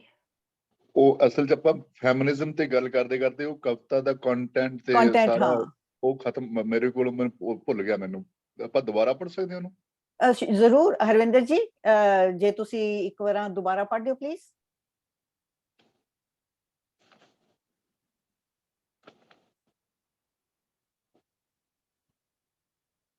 ਹਾਂਜੀ, ਮੈਂ ਨਜ਼ਮ ਦੁਬਾਰਾ ਪੜ੍ਹਾਂ? ਹਾਂਜੀ ਪਲੀਜ਼, ਜ਼ਰਾ ਹਾਂਜੀ ਜਲਦੀ ਪੜ੍ਹ ਦਿਓ। ਓਕੇ ਓਕੇ, ਹਾਂਜੀ। ਨਜ਼ਮ ਹੈ ਜੀ, ਪਾਣੀ ਦੇ ਜਿਸਮ ਵਾਲੀ ਔਰਤ। ਔਰਤ ਦਾ ਜਿਸਮ ਪਾਣੀ ਦਾ ਬਣਿਆ ਹੁੰਦਾ ਹੈ, ਉਸ ਨੂੰ ਛੂਹਿਆ ਤਾਂ ਜਾ ਸਕਦਾ ਹੈ, ਫੜਿਆ ਨਹੀਂ ਜਾ ਸਕਦਾ। ਉਸ ਨਾਲ ਤਰਲ ਹੋ ਕੇ ਰਲਿਆ ਜਾ ਸਕਦਾ ਹੈ, ਉਸ ਨੂੰ ਕਲਾਵੇ ਵਿੱਚ ਨਹੀਂ ਲਿਆ ਜਾ ਸਕਦਾ। ਕਲਾਵੇ ਵਿੱਚ ਮਹਿਸੂਸ ਹੁੰਦਾ ਉਸ ਦਾ ਵਜੂਦ ਮਹਿਜ ਛਲਾਵਾ ਹੁੰਦਾ ਹੈ। ਔਰਤ ਦੇ ਤਨ ਤੱਕ ਪਹੁੰਚਣ ਦਾ ਪੈਂਡਾ ਉਸ ਦੇ ਮਨ ਦੀਆਂ ਪਗਡੰਡੀਆਂ ਵਿੱਚੋਂ ਦੀ ਹੋ ਕੇ ਗੁਜ਼ਰਦਾ ਹੈ। ਸ਼ਾਹਰਾਹਾਂ ਰਾਹੀਂ ਸਿੱਧੇ ਔਰਤ ਦੇ ਤਨ ਤੱਕ ਪਹੁੰਚਣ ਵਾਲੇ ਸ਼ਾਹਸਵਾਰ ਅਕਸਰ ਉਸ ਦੇ ਮਨ ਚੋਂ ਡਿੱਗ ਜਾਂਦੇ ਹਨ। ਔਰਤ ਦਾ ਜਿਸਮ ਪਾਣੀ ਦਾ ਬਣਿਆ ਹੁੰਦਾ ਹੈ, ਉਸ ਤੱਕ ਪਹੁੰਚਣ ਲਈ ਪਾਣੀ ਬਣਨਾ ਪੈਂਦਾ ਹੈ। ਜੇ ਤੁਹਾਨੂੰ ਉਸ ਦੀਆਂ ਅੱਖਾਂ ਦੇ ਖਾਰੇ ਸਮੁੰਦਰਾਂ 'ਚ ਤੈਰਨ ਦੀ ਜਾਚ ਹੈ ਤਾਂ ਉਹ ਤੁਹਾਨੂੰ 7 ਸਮੁੰਦਰਾਂ ਤੋਂ ਵੀ ਅਗਾਂਹ ਦੀ ਸੈਰ ਕਰਵਾ ਸਕਦੀ ਹੈ। ਅਦਭੁਤ ਟਾਪੂਆਂ ਦੇ ਅਲੌਕਿਕ ਦ੍ਰਿਸ਼ ਵਿਖਾ ਸਕਦੀ ਹੈ, ਜਿੱਥੇ ਸਿਰਫ ਹਵਾ ਤੇ ਪਰਿੰਦੇ ਬੋਲਦੇ ਨੇ। ਸਦੀਆਂ ਸਦੀਆਂ ਤੋਂ ਰਿਸ਼ੀਆਂ ਵਾਂਗ ਖੜੇ ਪਹਾੜਾਂ ਦੀ ਚੁੱਪ ਦੀ ਆਵਾਜ਼ ਸੁਣਾਈ ਦਿੰਦੀ ਹੈ। ਚੋਟੀਆਂ ਤੋਂ ਵਹਿੰਦੇ ਝਰਨਿਆਂ ਦੀ ਕਲ ਕਲ ਰੂਹ ਵਿੱਚ ਝਰਨਾਟ ਛੇੜਦੀ ਹੈ, ਜਿੱਥੇ ਚਾਰ ਚਫੇਰੇ ਉਕਰੀ ਹਰੀ ਕਚੂਰ ਇਬਾਰਤ ਤੁਹਾਨੂੰ ਮਹਾਸੁੰਨ ਚ ਲੈ ਜਾਂਦੀ ਹੈ ਤੇ ਤੁਸੀਂ ਆਪਣੇ ਆਪ ਚ ਤੈਰਨ ਲੱਗ ਜਾਂਦੇ। ਔਰਤ ਦੇ ਹਾਸਿਆਂ ਦੇ ਸ਼ਰਾਟਿਆਂ ਦੇ ਗੀਤ ਮਾਨਣ ਲਈ ਉਸ ਦੇ ਹੌਕੇ ਹਟਕੋਰਿਆਂ ਦਾ ਵਿਰਾਗਮਈ ਸੰਗੀਤ ਵੀ ਸੁਣਨਾ ਪੈਂਦਾ ਹੈ। ਜੇ ਤੁਸੀਂ ਉਸ ਦੀ ਜ਼ਿੰਦਗੀ ਚ ਮੀਲਾਂ ਤੀਕ ਫੈਲੇ ਖੁਸ਼ਕ ਮਾਰੂਥਲਾਂ ਚ ਉਸ ਦੇ ਅੰਗ ਸੰਗ ਨਾਲ ਨਾਲ ਤੁਰਦੇ ਹੋ, ਫਿਰ ਉਹ ਤੁਹਾਨੂੰ ਕਦੇ ਕੋਕਾਫ ਦੇ ਪਰੀਦੇਸ਼ ਚ, ਕਦੇ ਆਕਾਸ਼ ਗੰਗਾ ਚ ਉਡਾ ਕੇ ਲਿਜਾ ਸਕਦੀ ਹੈ। ਔਰਤ ਅਸੰਖ ਤਹਾਂ ਚ ਬੇਅੰਤ ਜ਼ਿੰਦਗੀਆਂ ਜਿਉਂਦੀ ਹੈ ਤੇ ਇਹਨਾਂ ਸਾਰੀਆਂ ਤਹਾਂ ਦੀਆਂ ਪੌੜੀਆਂ ਉਤਰਨਾ ਹਾਰੀ ਸਾਰੀ ਦੇ ਵਸ ਨਹੀਂ ਹੁੰਦਾ। ਔਰਤ ਨੂੰ ਜਿਸਮ ਸਮਝ ਕੇ ਮਿਲਣ ਵਾਲੇ ਮਰਦ ਅੰਮ੍ਰਿਤ ਪਾਨ ਦੀ ਬਜਾਏ ਉਸ ਦੇ ਪਹਿਲੇ ਪੱਤਰਾਂ ਦੇ ਗੰਧਲੇ ਪਾਣੀਆਂ 'ਚ ਹੀ ਡੁੱਬ ਮਰਦੇ ਨੇ। ਖੂੰਖਾਰੀ, ਹੰਕਾਰੀ ਤੇ ਹੁਕਮਰਾਨ ਲਹਿਜੇ ਵਾਲੇ ਔਰਤ ਦੇ ਵਜੂਦ ਦੀਆਂ ਬਰੂਹਾਂ ਦੇ ਬਾਹਰ ਖੜੇ ਹੀ ਜੇਤੂ ਹੋਣ ਦਾ ਭਰਮ ਪਾਲੀ ਰੱਖਦੇ ਹਨ। ਔਰਤ ਨੂੰ ਮਿਲਣ ਲਈ ਜੇਤੂ ਜਰਨੈਲ ਵਾਂਗ ਨਹੀਂ, ਬਲਕਿ ਕਿਸੇ ਮੁਕੱਦਸ ਸਥਾਨ ਦੀ ਜ਼ਿਆਰਤ ਕਰਨ ਆਏ ਫਕੀਰ ਵਾਂਗ ਜੁੱਤੀ ਬਾਹਰ ਲਾ ਕੇ ਆਉਣਾ ਪੈਂਦਾ ਹੈ। ਔਰਤ ਨੂੰ ਮਿਲਣ ਲਈ ਕਿਸੇ ਜੇਤੂ ਜਰਨੈਲ ਵਾਂਗ ਨਹੀਂ, ਬਲਕਿ ਕਿਸੇ ਮੁਕੱਦਸ ਸਥਾਨ ਦੀ ਜ਼ਿਆਰਤ ਕਰਨ ਆਏ ਫਕੀਰ ਵਾਂਗ ਜੁੱਤੀ ਬਾਹਰ ਲਾ ਕੇ ਆਉਣਾ ਪੈਂਦਾ ਹੈ। ਉਸ ਦੇ ਮਨ ਦੇ ਮਾਨ ਸਰੋਵਰਾਂ 'ਚ ਇਸ਼ਨਾਨ ਕਰਨਾ ਪੈਂਦਾ ਹੈ, ਸਤਿਕਾਰ ਨਾਲ ਪਰਿਕਰਮਾ ਕਰਨੀ ਪੈਂਦੀ ਹੈ। ਔਰਤ ਤਨ ਜੀਵ ਨਹੀਂ, ਮਨ ਜੀਵ ਹੈ। ਔਰਤ ਨੂੰ ਮਿਲਣ ਲਈ ਮਰਦ ਨਹੀਂ, ਔਰਤ ਬਣਨਾ ਪੈਂਦਾ ਹੈ। ਔਰਤ ਨੂੰ ਮਿਲਣ ਲਈ ਬੰਦੇ ਜਿੱਡਾ ਨਹੀਂ, ਕਾਇਨਾਤ ਜਿੱਡਾ ਬਣਨਾ ਪੈਂਦਾ ਹੈ। ਬਹੁਤ ਸ਼ੁਕਰੀਆ ਜੀ। ਬੀਬਾ ਜੀ ਅਸੀਂ ਕਹਾਣੀ ਵੀ ਪੜ੍ਹਨੀ ਆ, ਠੀਕ ਹੈ? ਮੈਂ ਕੀ ਹਾਂਜੀ ਹੁਣ ਦੱਸੋ ਹੁਣ ਇਹ ਹੁਣ ਹਾਂਜੀ you have to manage it। ਅੱਛਾ, I will manage it। ਸੋ ਮੈਂ ਹੁਣ ਇਹ ਕਹਿਣਾ ਚਾਹਾਂਗੀ ਕਿ ਵੀ ਜਿਹੜੀ ਗੱਲ ਤੇ ਗੱਲ ਹੋ ਚੁੱਕੀ ਹੈ ਉਹ ਨਾ ਦੁਹਰਾਈ ਜਾਵੇ, ਤੇ ਜਿਹੜੀ ਕੋਈ ਨਵੀਂ ਗੱਲ ਹੈਗੀ ਆ ਉਹ ਪਲੀਜ਼ ਸਾਰੇ ਸਾਡੇ ਨਾਲ ਸਾਂਝਾ ਕਰ। ਜਿਹੜੀ ਕੋਈ ਨਵੀਂ ਗੱਲ ਕੋਈ ਕਹਿਣਾ ਚਾਹਣ ਉਹ ਪਲੀਜ਼ ਸਾਂਝਾ ਕਰ। ਹਾਂਜੀ just take a minute ਬੀਬਾ ਜੀ। ਹਾਂਜੀ ਹਾਂਜੀ ਅਨੁਪਮ ਜੀ ਪਲੀਜ਼। ਹਰਵਿੰਦਰ ਜੀ ਬਹੁਤ ਬਹੁਤ ਮੁਬਾਰਕਬਾਦ ਤੁਹਾਨੂੰ, ਇੰਨੀ ਅੱਛੀ ਨਜ਼ਮ। ਮੈਂ ਇਹ ਨਹੀਂ ਕਹਿਣਾ ਚਾਹਾਂਗਾ ਕਿ ਮੈਂ ਆਪਣੇ ਆਪ ਨੂੰ ਬਹੁਤ ਖੁਸ਼ਕਿਸਮਤ ਸਮਝਦਾ ਹਾਂ ਕਿ ਅੱਜ ਮੈਂ ਇਸ ਸੰਗਤ ਵਿੱਚ ਹਾਜ਼ਰ ਹਾਂ ਜਿੱਥੇ ਸਾਨੂੰ ਸਾਰਿਆਂ ਨੂੰ ਇੰਨੀ ਸੋਹਣੀ ਨਜ਼ਮ ਸੁਣਨ ਨੂੰ ਮਿਲੀ ਹੈ। Thank you so much. ਇੱਥੇ ਮੈਂ ਇੱਕ ਗੱਲ ਹੋਰ ਜ਼ਰੂਰ ਕਹਿਣਾ ਚਾਹਾਂਗਾ ਕਿ ਸਾਰਿਆਂ ਨੇ ਬਹੁਤ ਵਧੀਆ ਐਨਾਲਾਈਜ਼ ਕੀਤਾ, ਪੇਸ਼ ਆਪਣੇ ਵਿਚਾਰ ਪ੍ਰਗਟ ਕੀਤੇ, ਪਰ ਸਪੈਸ਼ਲ ਮੈਂਸ਼ਨ ਫॉर ਤਲਤ ਜੀ ਜਿਨ੍ਹਾਂ ਨੇ ਬਹੁਤ ਸੋਹਣੀ ਤਰ੍ਹਾਂ ਐਨਾਲਾਈਜ਼ ਕਰਕੇ ਸਾਨੂੰ ਇੱਕ ਐਜੂਕੇਟ ਕੀਤਾ ਹੈ, ਸਾਨੂੰ ਦੱਸਿਆ ਹੈ ਕਿ what this poem really means। ਤਲਤ ਜੀ congratulations to you as well। ਹਾਂਜੀ ਸੋ ਜੋ ਕੋਈ ਕੁਝ ਐਡ ਕਰਨਾ ਚਾਹਣ, ਵੀ ਆਲ ਅਪਰੀਸ਼ੀਏਟ ਐਵਰੀਥਿੰਗ। ਬਹੁਤ ਅੱਛਾ ਹੋ ਰਿਹਾ ਹੈ, ਸਾਨੂੰ ਬੜਾ ਅੱਛਾ ਲੱਗ ਰਿਹਾ ਹੈ, ਸਾਨੂੰ ਸਾਰਿਆਂ ਦਾ ਸ਼ੁਕਰੀਆ। ਮੈਂ ਇੱਕ ਦੋ ਬੀਬਾ ਜੀ ਮੈਂ ਸਿਰਫ ਇੱਕ ਦੋ ਗੱਲਾਂ ਕਰਨੀ ਹੈ। ਹਾਂਜੀ ਹਾਂਜੀ। ਇੱਕ ਤੇ ਜਿਹੜਾ ਲਫ਼ਜ਼ ਔਰਤ ਹੈ ਨਾ, ਸਾਡਾ ਔਰਤ ਲਫ਼ਜ਼ ਨਹੀਂ ਹੈ, ਸਾਡਾ ਲਫ਼ਜ਼ ਹੈ ਜਨਾਨੀ ਜਾਂ ਸਵਾਣੀ। ਲੇਕਿਨ ਚਲੋ ਹੁਣ ਆ ਗਿਆ, ਜਿਸਾ ਵੀ ਸਾਡਾ ਲਫ਼ਜ਼ ਨਹੀਂ ਹੈ। ਸਰੀਰ ਅਸੀਂ ਵਰਤਨੇ ਆ, ਪਿੰਡਾ ਵਰਤਨੇ ਆ। ਮੈਂ ਕੋਈ ਇਹਨਾਂ ਬਾਰੇ ਕਹਿਣਾ ਨਹੀਂ ਚਾਹੁੰਦਾ। ਬਾਕੀ ਜਿਹੜਾ ਆਈਡੀਆ ਹੈ ਇਹਨਾਂ ਦੀ ਪੋਇਮ ਦਾ, ਇਹ ਪੁਰਾਣਾ ਆਈਡੀਆ ਹੈ, ਐਡਾ ਨਵਾਂ ਆਈਡੀਆ ਨਹੀਂ ਹੈ ਕਿ ਅਗਰ ਤੁਸੀਂ ਔਰਤ ਦੇ ਜਿਸਮ ਤੱਕ ਪਹੁੰਚਣਾ ਹੈ ਤੇ ਨੇਚਰ ਇਹਨਾਂ ਨੇ ਨੇਚਰ ਦੀਆਂ ਦਿੱਤੀਆਂ ਨੇ, ਔਰ ਅਗਰ ਉਹ ਤੁਹਾਡੇ ਤੇ ਮਿਹਰਬਾਨ ਹੋਏਗੀ। ਵਾਰਿਸ ਸ਼ਾਹ ਦਾ ਮੈਨੂੰ ਯਾਦ ਹੀ ਨਹੀਂ ਆ ਰਿਹਾ ਇੱਕ ਸ਼ੇਰ ਕਿ ਜਦੋਂ ਔਰਤ ਮਿਹਰਬਾਨ ਹੁੰਦੀ ਹੈ ਤੇ ਫਿਰ ਪਤਾ ਨਹੀਂ ਕੀ ਹੋ ਜਾਂਦਾ। ਜੇ ਉਹਦੇ ਵੱਲੋਂ ਲਾਭ ਹੋਵੇ ਤੇ ਮਰਦਾਂ ਦਾ ਅੱਜ ਤੱਕ ਸਾਰਾ ਜਿਹੜੀ ਸਟਰਗਲ ਹੈ ਨਾ, ਉਹ ਔਰਤ ਨੂੰ ਕੰਕਰ ਕਰਨਾ, ਕਿ ਕਿਸ ਤਰ੍ਹਾਂ ਉਹਨੂੰ ਅਸੀਂ ਕੰਕਰ ਕਰਨਾ। ਜੇ ਉਹ ਕੰਕਰ ਨਾ ਹੋਵੇ ਤੇ ਉਹ ਕਹਿੰਦਾ ਜੀ ਪਿੱਛਲ ਪੈ ਰਹੀ ਹੈ, ਉਹ ਜਿਹੜੀ ਹੈ ਝੱਲੀ ਹੈ, ਉਹ ਜਿਹੜੀ ਹੈ ਪਾਗਲ ਹੈਗੀ ਹੈ, ਜਿਹੜੀ ਕੰਕਰ ਨਾ ਹੋ ਸਕੇ। ਤੇ ਹਰਵਿੰਦਰ ਜੀ ਨੇ ਵੀ ਦੱਸਿਆ ਹੈ ਕਿ ਜੇ ਤੁਸੀਂ ਔਰਤ ਦੇ ਮਨ ਤੱਕ ਪਹੁੰਚਣਾ, ਜੇ ਤੁਸੀਂ ਉਹਦੇ ਪਿੰਡੇ ਤੱਕ ਪਹੁੰਚਣਾ ਚਾਹੁੰਦੇ ਹੋ ਤੇ ਮਨ ਦੇ ਬੂਹੇ ਖੋਲ ਕੇ ਤੁਸੀਂ ਜਾ ਸਕਦੇ ਹੋ। ਸ਼ੁਕਰੀਆ ਸ਼ੁਕਰੀਆ ਜੀ। ਹਾਂਜੀ ਜਗਜੀਤ ਜੀ ਪਲੀਜ਼। ਹਾਂਜੀ ਜ਼ਰੂਰ। ਖਾਰੇ ਅੱਖਾਂ ਦੇ ਖਾਰੇਪਨ ਤੋਂ ਬਾਅਦ ਮੈਨੂੰ ਲੱਗਾ ਕਿ ਉਹ ਇੱਕ ਨਾਰੀ ਸਤੋਤਰ ਆ, ਮਤਲਬ ਨਾਰੀ ਦੀ ਉਸਤਤੀ ਚ ਲਿਖੀ ਹੋਈ ਕਵਿਤਾ ਹੈ ਇਹ। ਤੇ ਉਸ ਤੋਂ ਪਹਿਲਾਂ ਜਿਵੇਂ ਉਹਨਾਂ ਨੇ ਕੁਛ ਇਹ ਦਿੱਤੀਆਂ ਸਟੇਟਮੈਂਟਸ ਕਿ ਉਹਨੂੰ ਪੜ੍ਹਿਆ ਨਹੀਂ ਜਾ ਸਕਦਾ, ਜਿਸਮ ਨੂੰ ਪੜ੍ਹਿਆ ਨਹੀਂ ਜਾ ਸਕਦਾ, ਜਾਂ ਕਲਾਵੇ ਵਿੱਚ ਉਹ ਛਲਾਵਾ ਹੁੰਦੀ ਆ, ਜਾਂ ਉਸ ਦੇ ਮਨ ਤੱਕ ਪਹੁੰਚਣ ਦਾ ਪੈਂਡਾ ਨਾ, ਉਸਦੇ ਤਨ ਤੱਕ ਪਹੁੰਚਣ ਦਾ ਪੈਂਡਾ ਮਨ ਚੋਂ ਗੁਜ਼ਰਦਾ ਹੈ, ਫਿਰ ਮਨ ਤੱਕ ਪਹੁੰਚਣ ਦਾ ਪੈਂਡਾ ਕਿੱਥੋਂ ਗੁਜ਼ਰਦਾ ਹੈ। ਦੂਜਾ ਗੱਲ ਬਈ ਮਤਲਬ ਫਿਰ ਇੱਕ ਫਕੀਰ ਵਾਂਗ ਜੁੱਤੇ ਬਾਹਰ ਲਾ ਕੇ ਅਸੀਂ ਉਹਨੂੰ ਮਿਲੀਏ। ਤੇ ਇਹ ਜਿਹੜੀਆਂ ਕੁਝ ਚੀਜ਼ਾਂ ਸੀਗੀਆਂ, ਇਹ ਮੈਨੂੰ ਬੜਾ ਉਹ ਜਿਵੇਂ ਮੇਰੇ ਖਿਆਲ ਅਮਰ ਨਿੱਜਰ ਹੋਰਾਂ ਨੇ ਇਹ ਗੱਲ ਕੀਤੀ ਹੈ ਜਾਂ ਜੀ, ਹਾਂਜੀ, ਉਹ ਗੱਲਾਂ ਕਹਿ ਚੁੱਕੇ ਨੇ, ਮੈਂ ਉਹਨਾਂ ਉਹ ਦੁਬਾਰਾ ਨਹੀਂ ਕਹਿੰਦਾ। ਇਹ ਜੇ ਹੁਣ ਮੈਂ ਇਹਦਾ ਕੰਟੈਂਟ ਸੀ ਜਿਹਦੇ ਚ ਮੈਨੂੰ ਥੋੜੇ ਜਿਹੇ ਕੁਐਸਚਨ ਸੀ, ਮੈਂ ਬਰੀਫਲੀ ਉਹ ਮੈਂਸ਼ਨ ਕੀਤੇ ਬਈ ਇਹ ਕਿਉਂ ਨਹੀਂ ਹੋ ਸਕਦਾ, ਕਿਉਂ ਨਹੀਂ ਕਰ ਸਕਦੇ। ਦੂਜਾ ਜਿਹੜੀ ਗੱਲ ਹੈ, ਸਾਨੂੰ ਜੇ ਔਰਤ ਨੂੰ ਵਾਕਈ ਸਮਝਣਾ ਨਾ, ਸਾਨੂੰ ਉਸ ਮੋਰੈਲਿਟੀ ਨੂੰ ਰੀਡਿਫਾਈਨ ਕਰਨਾ ਪਊਗਾ ਜਿਹੜੀ ਮੋਰੈਲਿਟੀ ਮੇਲ ਡੋਮੀਨੈਂਸ ਨੇ ਉੱਤੇ ਇੰਪੋਜ਼ ਕੀਤੀ ਹੋਈ ਆ ਹੁਣ ਤੱਕ।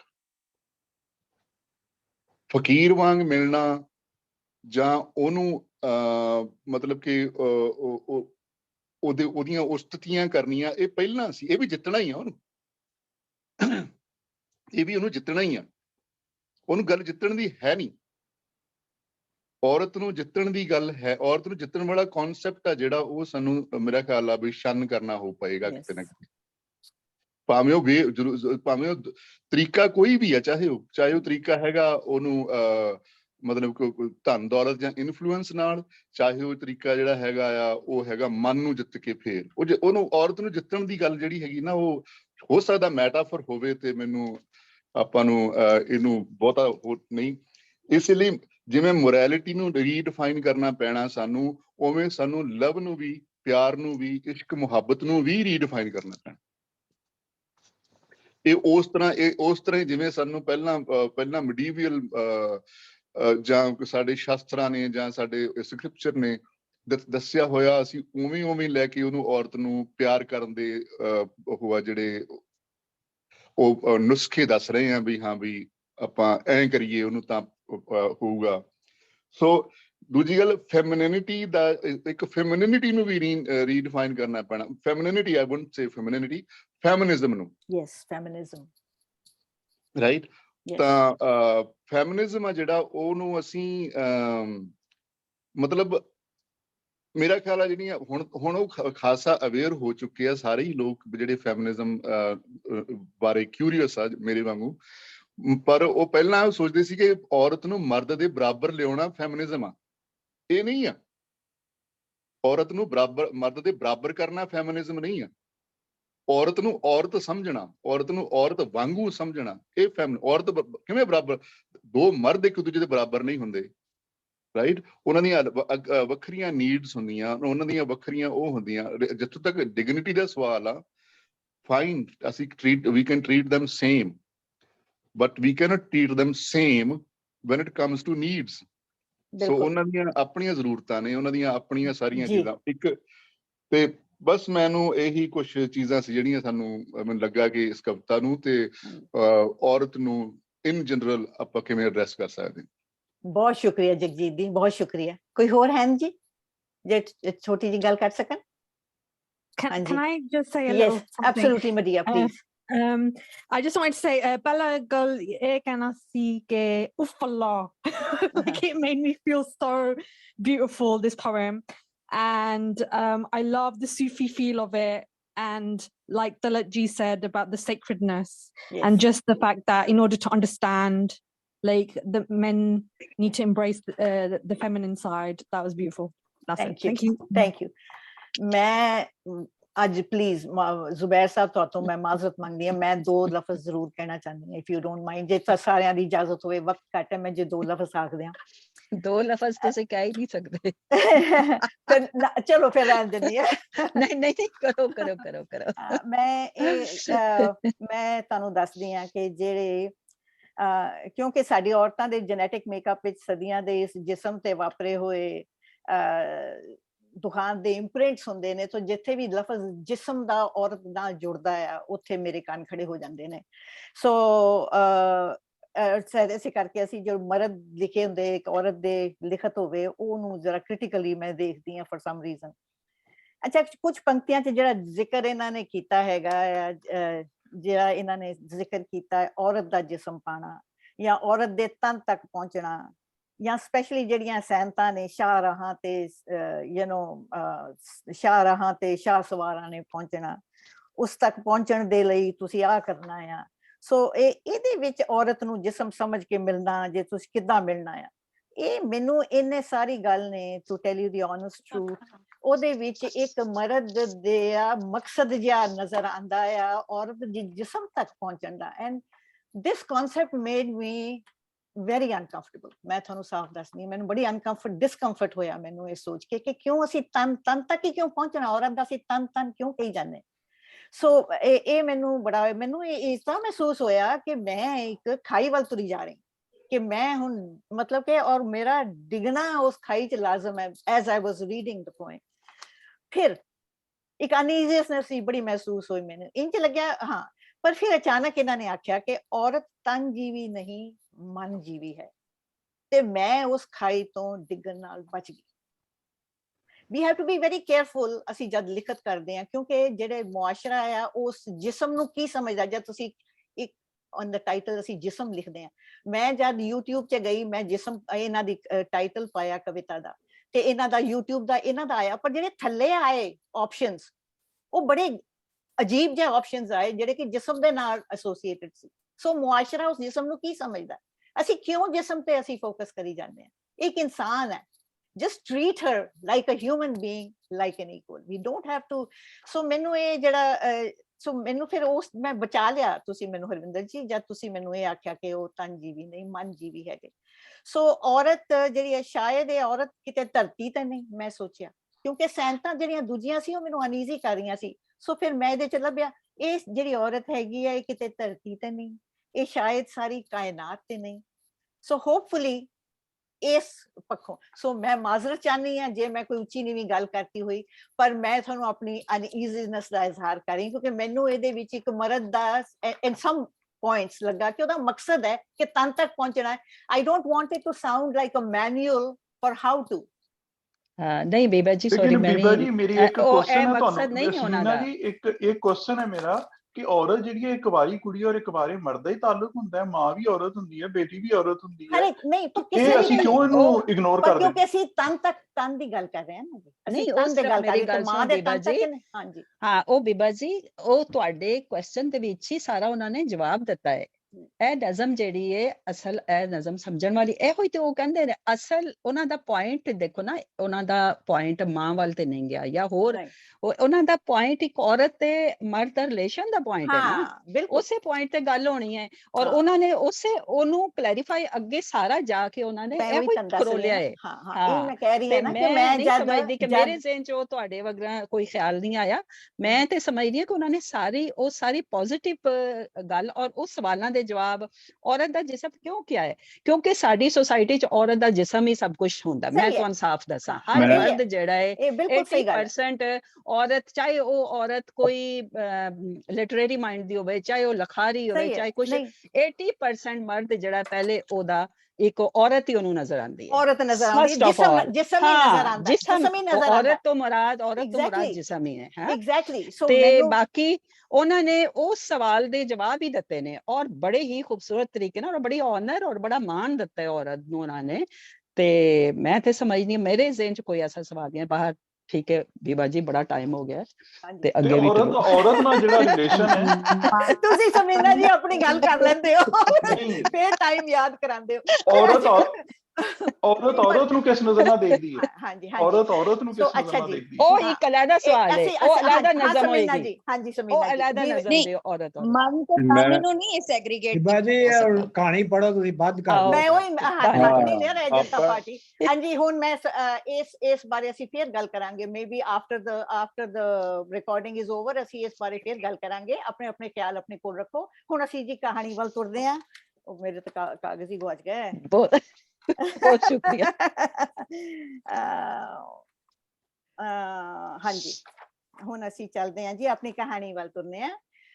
ਕਰਾਮਤ ਮੁਗਲ ਜੀ ਇੱਕ ਐਡੀਟਰ ਨੇ, ਇੱਕ ਟਰਾਂਸਲੇਟਰ ਤੇ ਰਾਈਟਰ ਨੇ। ਉਹਨਾਂ ਦਾ ਖਿੱਤਾ ਅਧਿਆਪਨ ਹੈ ਜੀ। ਉਹ institute of Punjabi and cultural studies ਦੇ ਵਿੱਚ ਪੰਜਾਬ ਯੂਨੀਵਰਸਿਟੀ ਲਾਹੌਰ 'ਚ ਪੜ੍ਹਾਉਂਦੇ ਨੇ। ਉਹਦੇ ਵਿੱਚ ਅਸਿਸਟੈਂਟ ਪ੍ਰੋਫੈਸਰ ਹਨ। ਹੁਣ ਉਹ ਆਪਣੀ ਕਹਾਣੀ ਸ਼ਾਂਤ ਅਸ਼ਾਂਤ ਸੁਣਾਉਣਗੇ। ਆਓ ਜੀ ਕਰਾਮਤ ਸਾਹਿਬ। ਸੌਰੀ, ਅਸੀਂ ਸਾਡੇ ਏਦਾਂ ਹੀ ਹੁੰਦਾ, ਅਸੀਂ ਡਿਸਕਸ਼ਨ ਲੈ ਕੇ ਤੁਰ ਪੈਂਦੇ ਹਾਂ, ਪਰ ਅਸੀਂ ਬਿਲਕੁਲ ਵੀ ਆਰ ਆਲ ਈਅਰਸ। ਤੁਸੀਂ ਪਲੀਜ਼ ਆਪਣੀ ਕਹਾਣੀ ਸੁਣਾਓ ਜੀ। ਕਹਾਣੀ ਸ਼ਾਂਤ ਅਸ਼ਾਂਤ। ਮੋਚੀ ਵਡੇਰੀ ਉਮਰ ਦਾ ਸੀ, ਪਰ ਉਹਦਾ ਚਿਹਰਾ ਬਾਲਾਂ ਵਰਗਾ ਮਾਸੂਮ ਤੇ ਭੋਲਾ ਭਾਲਾ ਲੱਗਦਾ ਪਿਆ ਸੀ। ਬਾਲਾਂ ਵਾਂਗੂ ਹੀ ਉਹਨੇ ਆਪਣੀ ਧੌਣ ਵਿੱਚ ਚਮੜੇ ਵਿੱਚ ਮੜਿਆ ਹੋਇਆ ਇੱਕ ਤਵੀਤ ਪਾਇਆ ਹੋਇਆ। ਉਹਦੇ ਚਿਹਰੇ ਉੱਤੇ ਨੀਮਾ ਨੀਮਾ ਹਾਸਾ ਮਨ ਖਿੱਚਵਾਂ ਲੱਗੇ। ਮੋਢੇ ਤੇ ਲਮਕਾਨ ਵਾਲੇ ਮੇਰੇ ਬੈਗ ਨੂੰ ਉਹਨੇ ਉਲਟ ਪੁਲਟ ਕੇ ਵੇਖਿਆ, ਮਜ਼ਦੂਰੀ ਦੱਸੀ ਤੇ ਮੇਰੇ ਹਾਂ ਵਿੱਚ ਸਿਰ ਹਿਲਾਉਣ ਉੱਤੇ ਕੰਮ ਸ਼ੁਰੂ ਕਰ ਦਿੱਤਾ। ਮੇਰੀ ਜੁੱਤੀ ਦੀ ਇਹ ਵੱਦਰ ਟੁੱਟ ਗਈ ਏ, ਪਹਿਲਾਂ ਇਹਨੂੰ ਗੰਢ ਦੇ। ਇੱਕ ਬੜੀ ਕਾਹਲ ਵਿੱਚ ਆਈ ਸਵਾਣੀ ਨੇ ਆਪਣੀ ਕਸੀ ਹੋਈ ਹੀਲ ਵਾਲੀ ਜੁੱਤੀ ਮੋਚੀ ਵੱਲ ਵਧਾਉਂਦਿਆਂ ਆਖਿਆ, ਤੇ ਮੇਰੀ ਨਜ਼ਰ ਉਹਦੇ ਵੱਲ ਉੱਠੀ। ਉਸ ਆਪਣੀ ਢਲਦੀ ਉਮਰ ਨੂੰ ਬੜੀ ਚੰਗੀ ਤਰ੍ਹਾਂ ਸਾਂਭਿਆ ਹੋਇਆ ਸੀ। ਮੋਚੀ ਨੇ ਜੁੱਤੀ ਫੜ ਕੇ ਮੇਰੇ ਵੱਲ ਵੇਖਿਆ। ਇਸ ਤੋਂ ਪਹਿਲਾਂ ਕਿ ਮੈਂ ਕੁਝ ਕਹਿੰਦਾ, ਆਵਾਜ਼ ਆਈ, ਇਹ ਤਾਂ 1 ਮਿੰਟ ਦਾ ਕੰਮ ਹੈ, ਤੁਹਾਡਾ ਤਾਂ ਵਾਹਵਾ ਲੰਮਾ ਕੰਮ ਹੈ। ਇਹ ਆਵਾਜ਼ ਟੁੱਟੀ ਵੱਦਰ ਵਾਲੀ ਜੁੱਤੀ ਵਾਲੀ ਜ਼ਨਾਨੀ ਦੀ ਸੀ। ਮੇਰੀ ਚੁੱਪ ਨੇ ਮੋਚੀ ਨੂੰ ਜ਼ਨਾਨੀ ਨੂੰ ਨਾ ਕਰਨ ਤੋਂ ਰੋਕਿਆ। ਉਹਨੇ ਮੇਰੇ ਬੈਗ ਦੀ ਮੁਰੰਮਤੀ ਕਰਨਾ ਛੱਡ ਕੇ ਜੁੱਤੀ ਫੜ ਲਈ। ਹਾਲੇ ਉਹ ਵੱਦਰ ਨੂੰ ਤਰੋਪੇ ਲਾਂਦਾ ਹੀ ਪਿਆ ਸੀ ਕਿ ਇੱਕ ਮੁੰਡਾ ਕਿਸੇ ਸਵਾਣੀ ਦਾ ਸੈਂਡਲ ਲੈ ਕੇ ਆ ਗਿਆ। ਛੇਤੀ ਨਾਲ ਇਹਨੂੰ ਠੀਕ ਕਰ ਦਿਓ, ਖਾਲਾ ਜੀ ਹੋਰਾਂ ਨੇ ਦਾਵਤ ਤੇ ਜਾਣਾ। ਉਹ ਮੁੰਡਾ ਮੋਚੀ ਨਾਲ ਇਉਂ ਗੱਲਾਂ ਕਰਦਾ ਪਿਆ ਸੀ ਜਿਵੇਂ ਉਹਦਾ ਕੋਈ ਪੁਰਾਣਾ ਜਾਣੂ ਹੋਵੇ। ਮੋਚੀ ਨੇ ਧੌਣ ਚੁੱਕ ਕੇ ਮੁੰਡੇ ਵੱਲ ਵੇਖਿਆ। ਮੈਂ ਹੁਣੇ ਨਾਲ ਲੈ ਕੇ ਜਾਣਾ ਹੈ, ਮੁੰਡਾ ਦੁਬਾਰਾ ਬੋਲਿਆ। ਮੋਚੀ ਸੈਂਡਲ ਨੂੰ ਉਲਟ ਪਲਟ ਕੇ ਜਾਇਜ਼ਾ ਲੈਣ ਲੱਗ ਪਿਆ ਕਿ ਕਿੰਨਾ ਕੁ ਕੰਮ ਹੈ। ਮੈਨੂੰ ਵੀ ਕਾਹਲ ਸੀ। ਮੇਰੇ ਇੱਕ ਮਿੱਤਰ ਦੇ ਮੈਨੂੰ ਮੈਸੇਜ ਆਉਂਦੇ ਪਏ ਸਨ। ਉਹ ਮੈਨੂੰ ਛੇਤੀ ਤੋਂ ਛੇਤੀ ਆਉਣ ਲਈ ਆਖਦਾ ਪਿਆ। ਛੇਤੀ ਕਰੋ, ਮੈਂ ਇੱਥੇ ਹੀ ਖਲੋਤਾ। ਮੁੰਡਾ ਵਾਹਵਾ ਕਾਹਲੀ ਵਿੱਚ ਲੱਗਦਾ ਸੀ। ਮੈਂ ਵੀ ਕਾਹਲ ਵਿੱਚ ਹਾਂ। ਮੇਰਾ ਇੱਕ ਸੱਜਣ ਇੱਕ ਥਾਂ ਮੇਰਾ ਇੰਤਜ਼ਾਰ ਕਰਦਾ ਪਿਆ ਹੈ, ਮੈਂ ਉਹਦੇ ਵੱਲ ਜਾਣਾ ਹੈ। ਮੈਂ ਮੋਚੀ ਨੂੰ ਦੱਸਿਆ। ਛੇਤੀ ਕਰੋ, ਖਾਲਾ ਜੀ ਹੋਰੀ ਦਾਵਤ ਵਿੱਚ ਜਾਵਣ ਤੋਂ ਬੈਠੇ ਹੋਏ ਨੇ, ਮੁੰਡਾ ਬੇਸਬਰੀ ਨਾਲ ਬੋਲਿਆ। ਇਹਦੇ ਤੋਂ ਬਾਅਦ ਤੁਹਾਡਾ ਹੀ ਕੰਮ ਕਰਾਂਗਾ, ਮੋਚੀ ਨੇ ਮੈਨੂੰ ਆਖਿਆ ਤੇ ਸੈਂਡਲ ਦੀ ਮੁਰੰਮਤ ਕਰਨ ਲੱਗ ਪਿਆ। ਨਾਲ ਹੀ ਉਹਨੇ ਕੋਲ ਬੈਠੇ ਆਪਣੇ ਹਮ ਉਮਰ ਇੱਕ ਬਾਬੇ ਨਾਲ ਗੱਲਾਂ ਛੋ ਦਿੱਤੀਆਂ। ਮੈਨੂੰ ਕਾਵੜ ਚੜਨ ਲੱਗ ਪਈ। ਇਹ ਕੀ ਗੱਲ ਹੋਈ ਭਲਾ? ਮੈਂ ਰੱਤਾ ਗੁੱਸੇ ਨਾਲ ਬੁੜਬੁੜਾਇਆ। ਮੈਂ ਪਹਿਲੋਂ ਦਾ ਆਇਆ ਹੋਇਆ, ਤੂੰ ਮੇਰਾ ਬੈਗ ਵਿੱਚੇ ਛੱਡ ਕੇ ਮੇਰੇ ਤੋਂ ਪਿੱਛੋਂ ਆਏ ਹੋਏ ਲੋਕਾਂ ਦੀਆਂ ਜੁੱਤੀਆਂ ਕੱਢਣ ਲੱਗ ਪਿਆ ਹੈ। ਮੋਚੀ ਨੇ ਮੇਰੀ ਗੱਲ ਜਿਵੇਂ ਸੁਣੀ ਅਣਸੁਣੀ ਕਰ ਦਿੱਤੀ। ਐਨੇ ਨੂੰ ਵਾਹਵਾ ਉਮਰ ਦੀ ਇੱਕ ਸਵਾਣੀ ਇੱਕ ਸਕੂਲੀ ਬਸਤਾ ਗਣਾਵਨ ਆ ਗਈ। ਉਹਨੂੰ ਵੀ ਛੇਤੀ ਸੀ। ਇਹ ਛੇਤੀ ਤੇ ਕਾਲ ਉਹਦੇ ਚਿਹਰੇ ਤੋਂ ਡੁੱਲ ਡੁੱਲ ਪੈਂਦੀ ਸੀ। ਉਹਦੇ ਕੁਝ ਆਖਣ ਤੋਂ ਪਹਿਲਾਂ ਹੀ ਮੋਚੀ ਬੋਲ ਉੱਠਿਆ, ਮੈਂ ਹੁਣੇ ਕਰਦਾ ਬਸ। ਇਹ ਸੁਣ ਕੇ ਮੈਂ ਬੇਕਾਬੂ ਹੋ ਗਿਆ। ਮੈਂ ਤੈਨੂੰ ਪਹਿਲਾਂ ਵੀ ਦੱਸਿਆ ਹੈ ਕਿ ਮੇਰਾ ਬੇਲੀ ਮੈਨੂੰ ਉਡੀਕਦਾ ਪਿਆ ਹੈ, ਮੈਂ ਉਹਦੇ ਕੋਲ ਜਾਣਾ ਹੈ। ਜਾਂ ਤੇ ਤੂੰ ਸੁਣਿਆ ਨਹੀਂ ਜਾਂ ਫਿਰ ਪਰਵਾਹ ਨਹੀਂ ਕੀਤੀ। ਮੇਰੇ ਕੋਲ ਇੰਨਾ ਟਾਈਮ ਨਹੀਂ ਕਿ ਮੈਂ ਸਾਰਾ ਦਿਨ ਤੇਰੇ ਕੋਲ ਬੈਠਾ ਤੈਨੂੰ ਦੂਜਿਆਂ ਦੀਆਂ ਜੁੱਤੀਆਂ ਗੰਢਦਾ ਵੇਖਦਾ ਰਵਾਂ। ਇਹਨਾਂ ਸਾਰਿਆਂ ਤੋਂ ਪਹਿਲੋਂ ਮੇਰੀ ਵਾਰੀ ਏ। ਮੇਰਾ ਬੈਗ ਗੰਢਣ ਤੋਂ ਪਹਿਲਾਂ ਕਿਸੇ ਹੋਰ ਦੇ ਕੰਮ ਨੂੰ ਉੱਕਾ ਹੱਥ ਨਾ ਲਾਈ। ਮੈਂ ਤੇਜ਼ ਚਿਲਕਦੀ ਹੋਈ ਆਵਾਜ਼ ਵਿੱਚ ਆਖਿਆ। ਮੇਰੀਆਂ ਅੱਖਾਂ ਵਿੱਚ ਤੈਸ਼ ਤੇ ਮੱਥੇ ਤੇ ਵੱਟ ਸਨ। ਮੋਚੀ ਨੇ ਬੜੇ ਸਕੂਨ ਭਰੇ ਅੰਦਾਜ਼ ਨਾਲ ਮੇਰੀਆਂ ਗੁੱਸੇ ਨਾਲ ਫੜਕਦੀਆਂ ਨਾਸਾਂ ਵੇਖੀਆਂ। ਇਹਨਾਂ ਨੂੰ ਜ਼ਰਾ ਛੇਤੀ ਏ ਤੇ ਇਹ ਪਹਿਲੋਂ ਵੀ ਆਏ ਨੇ। ਉਹਨੇ ਹਸੂ ਹਸੂ ਕਰਦੇ ਚਿਹਰੇ ਨਾਲ ਦੂਜਿਆਂ ਨੂੰ ਦੱਸਿਆ ਤੇ ਮੇਰਾ ਬੈਗ ਫੜ ਕੇ ਗੰਢਣ ਲੱਗ ਪਿਆ। ਜਿੰਨੇ ਚਿਰ ਤੱਕ ਉਹਨੇ ਮੇਰਾ ਬੈਗ ਮੁਰੰਮਤ ਕੀਤਾ, ਉਹਨੇ ਚਿਰ ਤੱਕ ਮੈਨੂੰ ਇਸ ਗੱਲ ਦੀ ਪੂਰੀ ਤਰ੍ਹਾਂ ਸਮਝ ਆ ਗਈ ਕਿ ਮੈਂ ਜਵਾਨੀ ਵਿੱਚ ਇਹ ਬੁੱਢਾ ਚਿਹਰਾ ਕਿਉਂ ਲਈ ਫਿਰਨਾ ਵਾਂ ਤੇ ਮੋਚੀ ਦੇ ਬੁੱਢੇ ਚਿਹਰੇ ਉੱਤੇ ਬਾਲਾਂ ਵਰਗਾ ਭੋਲਪਨ ਤੇ ਮਾਸੂਮੀਅਤ ਕਿਉਂ ਹੈ। ਐਸੀ ਮੇਰੀ ਕਹਾਣੀ ਸ਼ਾਂਤ ਅਸ਼ਾਂਤ। बहुत वाह, अच्छी वाह, करामात जी, बहुत वेरी सोहनी, नाइस, very बहुत nice। प्यारी बहुत सिद्धी बहुत कहानी, सोहनी। बहुत प्यारी कहानी। हाँ जी, आओ जी हुन कौन बोलेंगे जी ਇਹਦੇ ਬਾਰੇ। बहुत शुक्रिया करामात जी, वेरी नाइस। हाँ जी, कौन बोलेंगे जी कहानी बारे?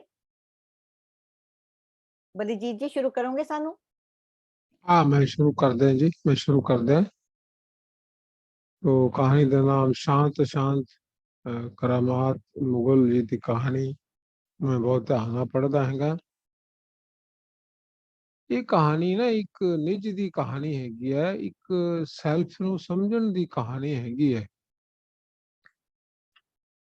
ਮੈਂ ਪਾਤਰ ਦਾ ਜਿਹੜਾ ਸਾਹਮਣਾ ਹੁੰਦਾ ਹੈ, ਉਹ ਜਾਂ ਉਹਦਾ ਐਕਸਪੋਜ਼ਰ ਹੁੰਦਾ ਹੈ, ਉਹ ਇੱਕ ਮੋਚੀ ਨਾਲ ਹੁੰਦਾ ਹੈ, ਜੋ ਕਿ ਚਮੜੇ ਦਾ ਕੰਮ ਕਰਦਾ ਬੈਠਾ ਉਹ ਮੋਚੀ ਜਾਂ ਜੁੱਤੀਆਂ ਗੰਢਦਾ ਹੈਗਾ। ਉਹਦੇ ਸਾਹਮਣੇ 4 ਬੰਦੇ ਪੇਸ਼ ਹੁੰਦੇ। ਤੇ ਸ਼ੁਰੂ ਦੀ ਕਹਾਣੀ ਜਦੋਂ ਸ਼ੁਰੂ ਹੀ ਹੁੰਦੀ ਤਾਂ ਬੁੱਢੇ ਨੂੰ ਬੱਚੇ ਵਰਗਾ ਮਾਸੂਮ ਦੱਸਿਆ ਗਿਆ ਹੈਗਾ। ਅੱਜ ਅਸੀਂ ਸਾਰੇ ਘੜੀ ਦੀਆਂ ਸੂਈਆਂ ਨਾਲ ਲੜਦੇ ਪਏ ਹਾਂ, ਕਿਸੇ ਕੋਲ ਸਮਾਂ ਤਾਂ ਹੈ ਨਹੀਂ। ਜੇ ਮੈਂ ਥੋੜੇ ਜਿਹੇ ਸਖਤ ਸ਼ਬਦਾਂ ਵਿੱਚ ਬੋਲਣਾ ਹੋਵੇ ਤਾਂ ਸਾਡੇ ਕੋਲ ਜਿਹੜੇ ਸਾਡੇ ਮੁਰਦੇ ਹੁੰਦੇ ਉਹਨਾਂ ਨੂੰ ਫੂਕਣ ਦਾ ਸਾਡੇ ਕੋਲ ਟਾਈਮ ਵੀ ਨਹੀਂ ਹੈਗਾ। ਅਸੀਂ ਜਿਹੜੇ ਮਿਡਲ ਕਲਾਸ ਹੈਗੇ ਆ ਉਹਨਾਂ ਨੂੰ ਬੜੇ ਸੰਕਟ ਨੇ, ਉਹਨਾਂ ਕੋਲ ਸਮਾਂ ਨਹੀਂ ਹੈਗਾ। ਉਹ ਸਮਝ ਲਓ ਵੀ ਇੱਕ ਕਮਰਸ਼ੀਅਲਿਜ਼ਮ ਦੀ ਜਕੜ ਵਿੱਚ ਨੇ। ਜਿਵੇਂ ਕਿ ਆਪਾਂ ਕੇ ਸਾਹਮਣੇ ਮੋਚੀ ਦੇ ਸਾਹਮਣੇ 4 ਗਾਹਕ ਨੇ ਤੇ ਚਾਰੇ ਜਣੇ ਉਹ ਡਾਇਲਾਗ ਬੋਲਦੇ ਨੇ। ਉਹਨਾਂ ਦੇ ਡਾਇਲਾਗ ਦੇ ਵਿੱਚ ਬੇਚੈਨੀ, ਕਾਹਲ ਔਰ ਸਮੇਂ ਦੀ ਘਾਟ ਹੈਗੀ ਹੈ। ਤੇ ਕਹਾਣੀ ਦੇ ਵਿੱਚ ਮੋਚੀ ਨੂੰ ਸਾਰਿਆਂ ਦੇ ਨਾਲ ਸ਼ਾਂਤ ਇੰਟਰੈਕਟ ਕਰਦਾ ਦਿਖਾਇਆ ਗਿਆ ਹੈਗਾ। ਤੇ ਜਦੋਂ ਕਹਾਣੀ ਮੁੱਕਦੀ ਹੈਗੀ ਹੈ ਤਾਂ ਜਿਹੜਾ ਮੈਂ ਪਾਤਰ ਮੈਂ ਪਾਤਰ ਬੇਚੈਨ ਹੋ ਜਾਂਦਾ ਕਿ ਮੈਂ ਕਿਹੜਾ ਕੋਈ ਵਿਹਲਾ ਬੰਦਾ ਥੋੜਾ ਹੈਗਾ। ਤੇ ਉਦੋਂ ਬੁੱਢਾ ਜਿਹੜਾ ਹੁੰਦਾ ਉਹ ਜਿਹੜਾ ਮੋਚੀ ਹੈਗਾ ਉਹ ਸਭ ਕੁਝ ਛੱਡ ਕੇ ਉਹਦਾ ਬੈਗ ਠੀਕ ਕਰਨ ਲੱਗ ਪੈਂਦਾ ਵੀ ਉਹ ਪਹਿਲਾਂ ਦਾ ਆਇਆ ਹੋਇਆ ਫਸਟ ਕਮ ਫਸਟ ਸਰਵ। ਤੇ ਮੈਂ ਪਾਤਰ ਨੂੰ ਖਿਆਲ ਆਉਂਦਾ ਕਿ ਉਸਨੇ ਆਪਣੇ ਗੁੱਸੇ ਦਾ ਜ਼ਿਆਦਾ ਐਕਸੀਲੇਟਰ ਜਿਹੜਾ ਜ਼ਿਆਦਾ ਦੱਬ ਦਿੱਤਾ ਹੈ। ਤੇ ਉਹ ਬੁੱਢਾ ਹੋ ਕੇ ਵੀ ਜਿਹੜਾ ਮੋਚੀ ਹੈਗਾ ਉਹ ਬੁੱਢਾ ਹੋ ਕੇ ਵੀ ਸ਼ਾਂਤ ਬੈਠਾ ਤੇ ਮੈਂ ਨੌਜਵਾਨ ਹੋ ਕੇ ਵੀ ਅਸ਼ਾਂਤ ਹੈਗਾ। ਤੇ ਜਿਹੜਾ ਕਹਾਣੀ ਦਾ ਟਾਈਟਲ ਬੜਾ ਐਪਰੋਪ੍ਰੀਏਟ ਹੈਗਾ। ਤਾਂ ਥੋੜੇ ਸ਼ਬਦਾਂ ਵਿੱਚ ਵੱਡੀ ਗੱਲ ਕੀਤੀ, ਲੇਕਿਨ ਮੈਂ ਇਹ ਵੀ ਕਹਿਣਾ ਚਾਹੂੰਗਾ ਕਿ ਇਸ ਕਹਾਣੀ ਵਿੱਚ ਨਵੀਂ ਗੱਲ ਕੋਈ ਨਹੀਂ ਹੈਗੀ। ਚਲੋ ਕੋਈ ਤੁਸੀਂ हाँ जी, बहुत ਫਿਕਸ਼ਨ ਵਿੱਚ शुक्रिया। ਕੀਤੀ ਵੀ हाँ जी, ਕੁਝ ਨਵੀਂ ਗੱਲ ਕਰੋਗੇ ਤਾਂ ਠੀਕ ਲੱਗਦਾ। ਨਵੀਂ ਗੱਲ ਇਹਦੇ ਚ ਨਹੀਂ ਹੈਗੀ। बहुत बहुत शुक्रिया बलजीत जी, बहुत मेहरबानी। हाँ जी, हुन थैंक कौन गल थैंक करेंगे? थैंक बहुत मेहरबानी। हाँ जी, कौन गल करेंगे? हाँ जी, गुरदास जी कुछ बोलोगे? साइद साहब, अरविंदर जी ਤੁਹਾਡੀ ਵਾਰੀ ਆ ਗਈ, ਤੁਸੀਂ ਕੁਝ ਕਹੋਗੇ ਕਹਾਣੀ ਬਾਰੇ?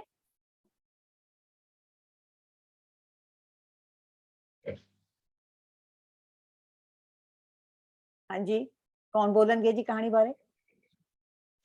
मेरा ख्याल है जुबैर साहब ਨੂੰ ਜਾਂ ਜ਼ੁਬੈਰ ਜੀ ਨੂੰ ਕਹੋ ਕਿ ਉਹ ਹੁਣ ਕੁਝ शुरू ਕਹਿਣ। करें। हाँ हाँ, जुबैर साहब किधर चले गए? वो मुझे लगता है he is out of his room.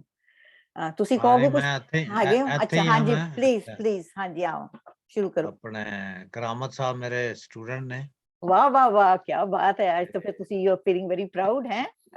ਹਾਂ ਮੁਬਾਰਕਬਾਦ ਕਰਾਮਤ ਸਾਹਿਬ, ਆਪਣੇ ਉਸਤਾਦ ਦੇ ਸਾਹਮਣੇ ਤੁਸੀਂ ਦੱਸ ਰਹੇ ਹੋ, ਵੈਰੀ ਨਾਈਸ। ਮੇਰਾ ਖਿਆਲ ਹੈ ਕਿ ਛੋਟੀ ਜੀ ਗੱਲ ਤੋਂ ਕਹਾਣੀ ਬਣਾਉਣਾ ਕਾਫੀ ਔਖਾ ਕੰਮ ਹੈ। ਬਹੁਤ ਔਖਾ ਕੰਮ ਹੈ। ਬਿੱਲੀ ਜੀਤ ਜੀ ਨੇ ਜਿੰਨੀਆਂ ਵੀ ਗੱਲਾਂ ਕੀਤੀਆਂ ਸਾਰੀਆਂ ਸੋਹਣੀਆਂ ਨੇ, ਮੈਂ ਉਹਨਾਂ ਨਾਲ ਸਹਿਮਤ ਹਾਂ। ਤੇ ਜਿਹੜੇ 4 ਬੰਦੇ ਆਏ ਨੇ ਸਾਰੇ ਜਲਦੀ ਜਲਦੀ ਜਾਣਾ ਚਾਹੁੰਦੇ ਨੇ। ਨਰੇਟਰ ਜਿਹੜਾ ਉਹ ਵੀ ਅਖੀਰ ਤੇ ਕਹਿੰਦਾ, ਲੇਕਿਨ ਸਿਰਫ ਨਰੇਟਰ ਹੀ ਰਿਅਲਾਈਜ਼ ਕਰਦਾ ਹੈ ਕਿ ਮੈਂ ਜ਼ਿਆਦਤੀ ਕੀਤੀ ਹੈ ਔਰ I should have control my anger, ਜੋ ਵੀ ਹੈ। ਤੇ ਇਹ ਇੱਕ ਅੱਛੀ ਹੈ ਉਹਦੇ ਵਿੱਚ, ਕਹਾਣੀ ਦੇ ਵਿੱਚ ਜਿਹੜੀ ਇੱਕ ਸਾਰਾ ਨਰਮੀ ਲੈ ਕੇ ਆਉਂਦੀ ਹੈ। ਤੇ ਬੜੀ ਛੋਟੀਆਂ ਛੋਟੀਆਂ ਗੱਲਾਂ ਦੇ ਨਾਲ, ਛੋਟੇ ਛੋਟੇ ਈਵੈਂਟਸ ਦੇ ਨਾਲ ਉਹਨਾਂ ਨੇ ਸਾਰੀ ਕਹਾਣੀ ਹੋਣੀ ਹੈ। ਤੇ ਆਪਣੇ ਕਾਮਯਾਬ ਕਹਾਣੀਕਾਰ ਨੇ, ਕਰਾਮਤ ਜੀ ਨਾਲ ਬੜਾ ਨਾਂ ਹੈ ਇਹਨਾਂ ਦਾ। ਤੇ ਇਹਨਾਂ ਨੇ ਕਹਾਣੀ ਦੇ ਬਾਰੇ ਕਿਤਾਬਾਂ ਵੀ ਲਿਖੀਆਂ ਨੇ। ਅੱਛਾ। ਤੇ ਬਿੱਲੀ ਜੀਤ ਜੀ ਨੇ ਵੀ ਜਿਹੜੀਆਂ ਗੱਲਾਂ ਕੀਤੀਆਂ ਉਹ ਵੀ ਠੀਕ ਸੀ। ਤੇ ਬਸ ਇੰਨਾ ਮੈਨੂੰ ਇਹ ਵੀ ਲੱਗਾ ਕਿ ਇਹਦੇ ਵਿੱਚ ਨਾ ਥੋੜਾ ਜਿਹਾ ਉਹਨਾਂ ਨੇ ਇੱਕ ਰਵਾਇਤੀ ਰੀਤਲ ਕਹਾਣੀ ਹੈ ਜੀ। ਬਹੁਤ ਮਿਹਰਬਾਨੀ ਜੀ, very very nice, thank you so much. ਹਾਂਜੀ, ਹੋਰ ਕੌਣ ਗੱਲ ਕਰਨਗੇ ਪਲੀਜ਼?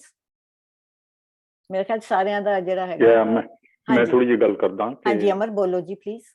ਬਹੁਤ ਮਤਲਬ ਛੋਟੀ ਜਿਹੀ ਔਰ ਬੜੇ ਥੋੜੇ ਕੈਰੈਕਟਰਸ ਦੇ ਨਾਲ ਇਹ ਕਹਾਣੀ ਆ ਕਿ ਕਿਸ ਤਰ੍ਹਾਂ ਜਦੋਂ ਤੁਹਾਨੂੰ ਫਰਸਟ੍ਰੇਸ਼ਨ ਹੁੰਦੀ ਆ ਉਹਨੂੰ ਕੰਟਰੋਲ ਕਿਵੇਂ ਕਰਨਾ, ਔਰ ਜਿਹੜਾ ਮੋਚੀ ਆ ਜਾਂ ਤਾਂ ਉਮਰ ਦਾ ਤਕਾਜ਼ਾ ਕਹਿ ਲਓ ਜਾਂ ਉਹਨੇ ਲਰਨਡ ਬਿਹੇਵੀਅਰ ਆ, ਜੋ ਵੀ ਆ, ਕਿਸ ਤਰ੍ਹਾਂ ਉਹਨੇ ਇਨ ਸਪਾਈਟ ਆਫ ਸਟਰਗਲ ਫਰਸਟ੍ਰੇਸ਼ਨ ਦੇ ਨਾਲ ਆਪਣਾ ਹਾਸਾ ਮੂੰਹ ਦੇ ਉੱਤੇ ਰੱਖਿਆ।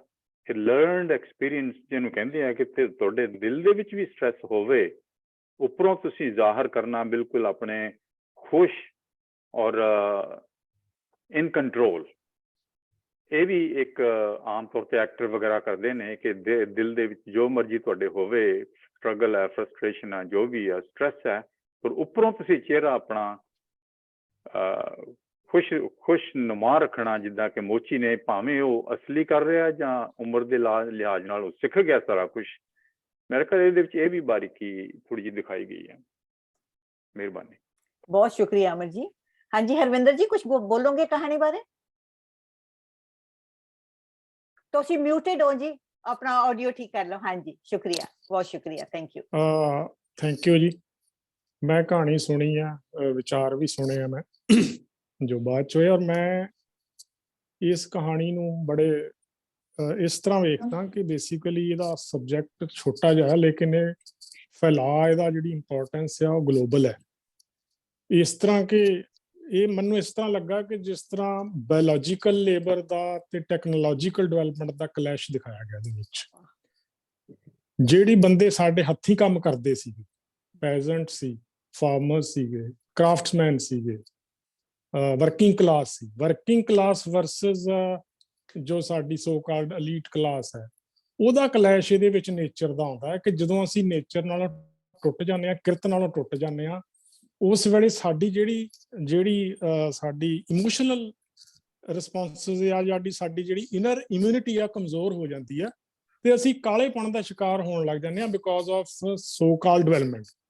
ਸੋ ਇੱਕ ਲੈਵਲ ਤੇ ਮੈਨੂੰ ਇਸ ਤਰ੍ਹਾਂ ਲੱਗਾ ਕਿ ਇਹ ਜਿਹੜੀ ਹੈਗੀ ਹੈ ਕਹਾਣੀ, ਸਿਵਿਲਾਈਜੇਸ਼ਨ ਦਾ ਵੀ ਇਹਦੇ ਚ ਕਲੈਸ਼ ਹੈ ਕਿ ਜਿਹੜੇ ਸੋ ਕਾਲਡ ਇੰਡਸਟਰੀਅਲ ਕੰਟਰੀਜ਼ ਨੇ ਤੇ ਇੰਡਸਟਰੀਅਲ ਸਿਵਿਲਾਈਜੇਸ਼ਨ ਨੇ, ਤੇ ਜਿਹੜੀਆਂ ਪੈਜ਼ੈਂਟ ਸਿਵਿਲਾਈਜੇਸ਼ਨ ਨੇ ਤੇ ਵਰਕਿੰਗ ਕਲਾਸ ਦੀਆਂ ਸਿਵਿਲਾਈਜੇਸ਼ਨ ਨੇ, ਉਹਨਾਂ ਦਾ ਇੱਕੋ ਹੀ ਸਿਚੁਏਸ਼ਨ ਨੂੰ ਅਲੱਗ-ਅਲੱਗ ਰਿਸਪੌਂਸ ਕਿਵੇਂ ਹੋ ਸਕਦਾ। ਤੇ ਮੇਰਾ ਇਹ ਪੁਆਇੰਟ ਸੀਗਾ ਕਿ ਬਹੁਤ ਅੱਛੀ ਕਹਾਣੀ ਹੈ, ਬੜੇ ਸਿੰਪਲ ਤਰੀਕੇ ਨਾਲ ਕੀਤਾ ਗਿਆ। Thank you.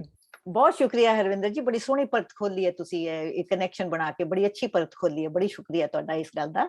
ਹਾਂਜੀ ਕੋਈ ਹੋਰ ਬੋਲਣਗੇ ਜੀ? ਹਾਂਜੀ ਤਲਤ ਜੀ, ਕੁਝ ਕਹੋਗੇ? ਮੈਂ ਕਿਹਾ ਤਲਤ ਜੀ ਚਲੇ ਗਏ ਸ਼ਾਇਦ। ਤਲਤ ਹੈਗੇ ਹੋ ਤੁਸੀਂ? ਹਾਂਜੀ ਪਲੀਜ਼ ਕੁਝ ਕਹੋਗੇ? ਹਾਂਜੀ ਮੈਂ ਇੱਥੇ ਹਾਂ। ਹਾਂਜੀ ਮੈਂ ਥੋੜਾ ਜਿਹਾ ਕੁਐਸਚਨਾਂ ਦੀ ਗੱਲ ਕਰਾਂਗੀ। ਕਰਾਮਤ ਸਾਹਿਬ ਦੀ ਕਹਾਣੀ ਸਾਦਾ ਤੇ ਪਰ ਇੰਪ੍ਰੈਸਿਵ ਹੈ, ਕਿਉਂਕਿ ਇੱਕ ਛੋਟੇ ਜਿਹੇ ਟੌਪਿਕ ਨੂੰ ਲੈ ਕੇ ਉਹਨੂੰ ਤੁਸੀਂ ਇਲੈਬੋਰੇਟ ਕਰਨਾ, ਇਹ ਇੱਕ ਬਹੁਤ ਵੱਡਾ ਕਮਾਲ ਹੈ। ਤੇ ਕੋਈ ਬੁਰੀ ਗੱਲ ਨਹੀਂ ਹੈ ਕਿ ਕਹਾਣੀ ਬਹੁਤ ਛੋਟੀ ਹੈ, ਇੰਪ੍ਰੈਸਿਵ ਹੈ। ਦਰਅਸਲ ਉਹਨਾਂ ਨੇ ਸ਼ਾਂਤੀ ਸ਼ਾਨ ਦੋਵਾਂ ਨੂੰ ਉਹਨਾਂ ਨੇ ਕੰਪੈਰੀਜ਼ਨ ਉਹਨਾਂ ਨੇ ਦਿੱਤਾ ਹੈ। ਤੇ ਮੇਰਾ ਖਿਆਲ ਹੈ ਕਿ ਉਹ ਜਿਹੜਾ ਕਹਿਣਾ ਚਾਹੁੰਦੇ ਨੇ ਕਿ ਜਿਹੜਾ ਅੰਦਰ ਦਾ ਸਕੂਨ ਹੈ ਨਾ, ਉਹ ਮੋਚੀ ਦੇ ਮੁਖ ਦੀ ਸ਼ਾਂਤੀ ਤੇ ਸਕੂਨ ਜਿਹੜਾ ਨਾ ਉਹਦੀ ਮਾਸੂਮੀਅਤ, ਉਹ ਅੰਦਰ ਦੇ ਸਕੂਨ ਦੀ ਵਜ੍ਹਾ ਨਾਲ, ਕਿਉਂਕਿ ਉਹ ਮੁਦਮਿਨ ਨੇ ਆਪਣੀ ਜ਼ਿੰਦਗੀ ਕੋਲੋਂ, ਹਾਲਾਂਕਿ ਉਹ ਐਸੇ ਮਾਸ਼ਰੇ ਦਾ ਹਿੱਸਾ ਹੈ, ਉਹਨੂੰ ਕੋਈ ਜਲਦੀ ਨਹੀਂ ਹੈ। ਜਿਸ ਤਰ੍ਹਾਂ ਉਹਦੇ ਸਾਰੇ ਜਿਹੜੇ ਗਾਹਕ ਨੇ ਉਹਨਾਂ ਨੂੰ ਜਲਦੀ ਹੈ, ਉਹਨੂੰ ਕੋਈ ਛੇਤੀ ਨਹੀਂ। ਉਹ ਆਪਣੇ ਰੋਜ਼ਮਰਾ ਦੇ ਵਕਤ ਨਾਲ, ਆਪਣੀ ਰੂਟੀਨ ਦੇ ਨਾਲ ਆਪਣੀ ਦੁਕਾਨ ਬੰਦ ਕਰਦਾ ਹੈ, ਖੋਲਦਾ ਹੈ, ਉੱਥੇ ਬਹਿੰਦਾ ਹੈ, ਆਪਣੀ ਕਮਾਈ ਦੇ ਬਾਰੇ ਚ ਵੀ ਉਹਨੂੰ ਜਿੰਨੀ ਉਹਦੇ ਨਸੀਬ ਚ ਹੈ ਉਹਦੇ ਤੇ ਉਹ ਕੰਟੈਂਟਡ ਹੈ। ਯਾਨੀ ਕੰਟੈਂਟਡ ਪਰਸਨ ਹੈ, ਇਸੇ ਲਈ ਉਹਦੇ ਮੁਖ ਤੇ ਇੰਨੀ ਸ਼ਾਂਤੀ ਹੈ। ਔਰ ਇਹੀ ਜਿਹੜੀ ਹੈ ਨਾ, ਇਹ ਗੱਲ ਉਹਨਾਂ ਨੇ ਇਸ ਕਹਾਣੀ ਦੇ ਵਿੱਚ ਦੱਸਣ ਦੀ ਕੋਸ਼ਿਸ਼ ਕੀਤੀ ਹੈ ਕਿ ਸਾਡੀ ਕੰਟੈਂਟਮੈਂਟ ਜਿਹੜੀ ਹੈ ਨਾ, ਉਹ ਇੱਕ ਬਲੈਸਿੰਗ ਹੈ। ਔਰ ਸਾਡੇ ਮਾਸ਼ਰੇ ਚ ਇਹਦਾ ਹੁਣ ਫੁਕਦਾਨ ਹੈ, ਬਹੁਤ ਰੇਅਰ ਹੈ, ਜਿਹਦੀ ਵਜ੍ਹਾ ਨਾਲ ਸਭ ਲੋਕ ਜਿਹੜੇ ਨੇ ਉਹ ਛੇਤੀ ਚ ਨੇ, ਕੋਈ ਵੀ ਉਹਨਾਂ ਨੂੰ ਕਿਸੇ ਦੀ ਵੀ ਇਤਮੀਨਾਨ ਨਹੀਂ ਹੈ ਜ਼ਿੰਦਗੀ ਦੇ ਵਿੱਚ। ਤੇ ਮੈਨੂੰ ਤੇ ਇਹ ਕਹਾਣੀ ਅੱਛੀ ਲੱਗੀ ਹੈ। ਬਸ ਇਹ ਹੈ ਕਿ ਪੁਰਾਣਾ ਟੌਪਿਕ ਹੈ, ਲੇਕਿਨ ਠੀਕ ਹੈ। ਤੇ ਬਹੁਤ ਸ਼ੁਕਰੀਆ, ਬਸ ਮੈਂ ਇੰਨਾ ਹੀ ਕਹਿਣਾ ਚਾਹਾਂਗੀ। शुक्रिया Biba तलत जी। हाँ जी, हाँ जी, a please comment, not Jio a new comment, but जरूर। just want to make sure that I make it. ਜਿਵੇਂ ਤਲਤ ਜੀ ਨੇ ਕਿਹਾ ਕਿ ਜਿਹਦੇ ਕੋਲ ਜਿੰਨਾ ਹੈ ਉਹਨੂੰ ਨਹੀਂ ਕਾਲੀ ਹੈ, ਜਿਹਦੇ ਕੋਲ ਥੋੜਾ ਹੈ ਉਹਨੂੰ ਨਹੀਂ ਸਕੂਨ ਚ ਹੈ। ਤੇ ਵਾਕਈ ਜਿੰਨਾ ਜਿਹਦੇ ਕੋਲ ਹੋਣਾ ਚਾਹੀਦਾ ਉਹ ਸਕੂਨ ਚ ਰਵੇ ਤੇ we can have a better life. शुक्रिया, दैट्स राइट, गुड मॉरल। शुक्रिया। हाँ जी, कोई होर ने? गुरदास जी कुछ कहना तुसी? जगजीत जी, हाँ जी, कौन?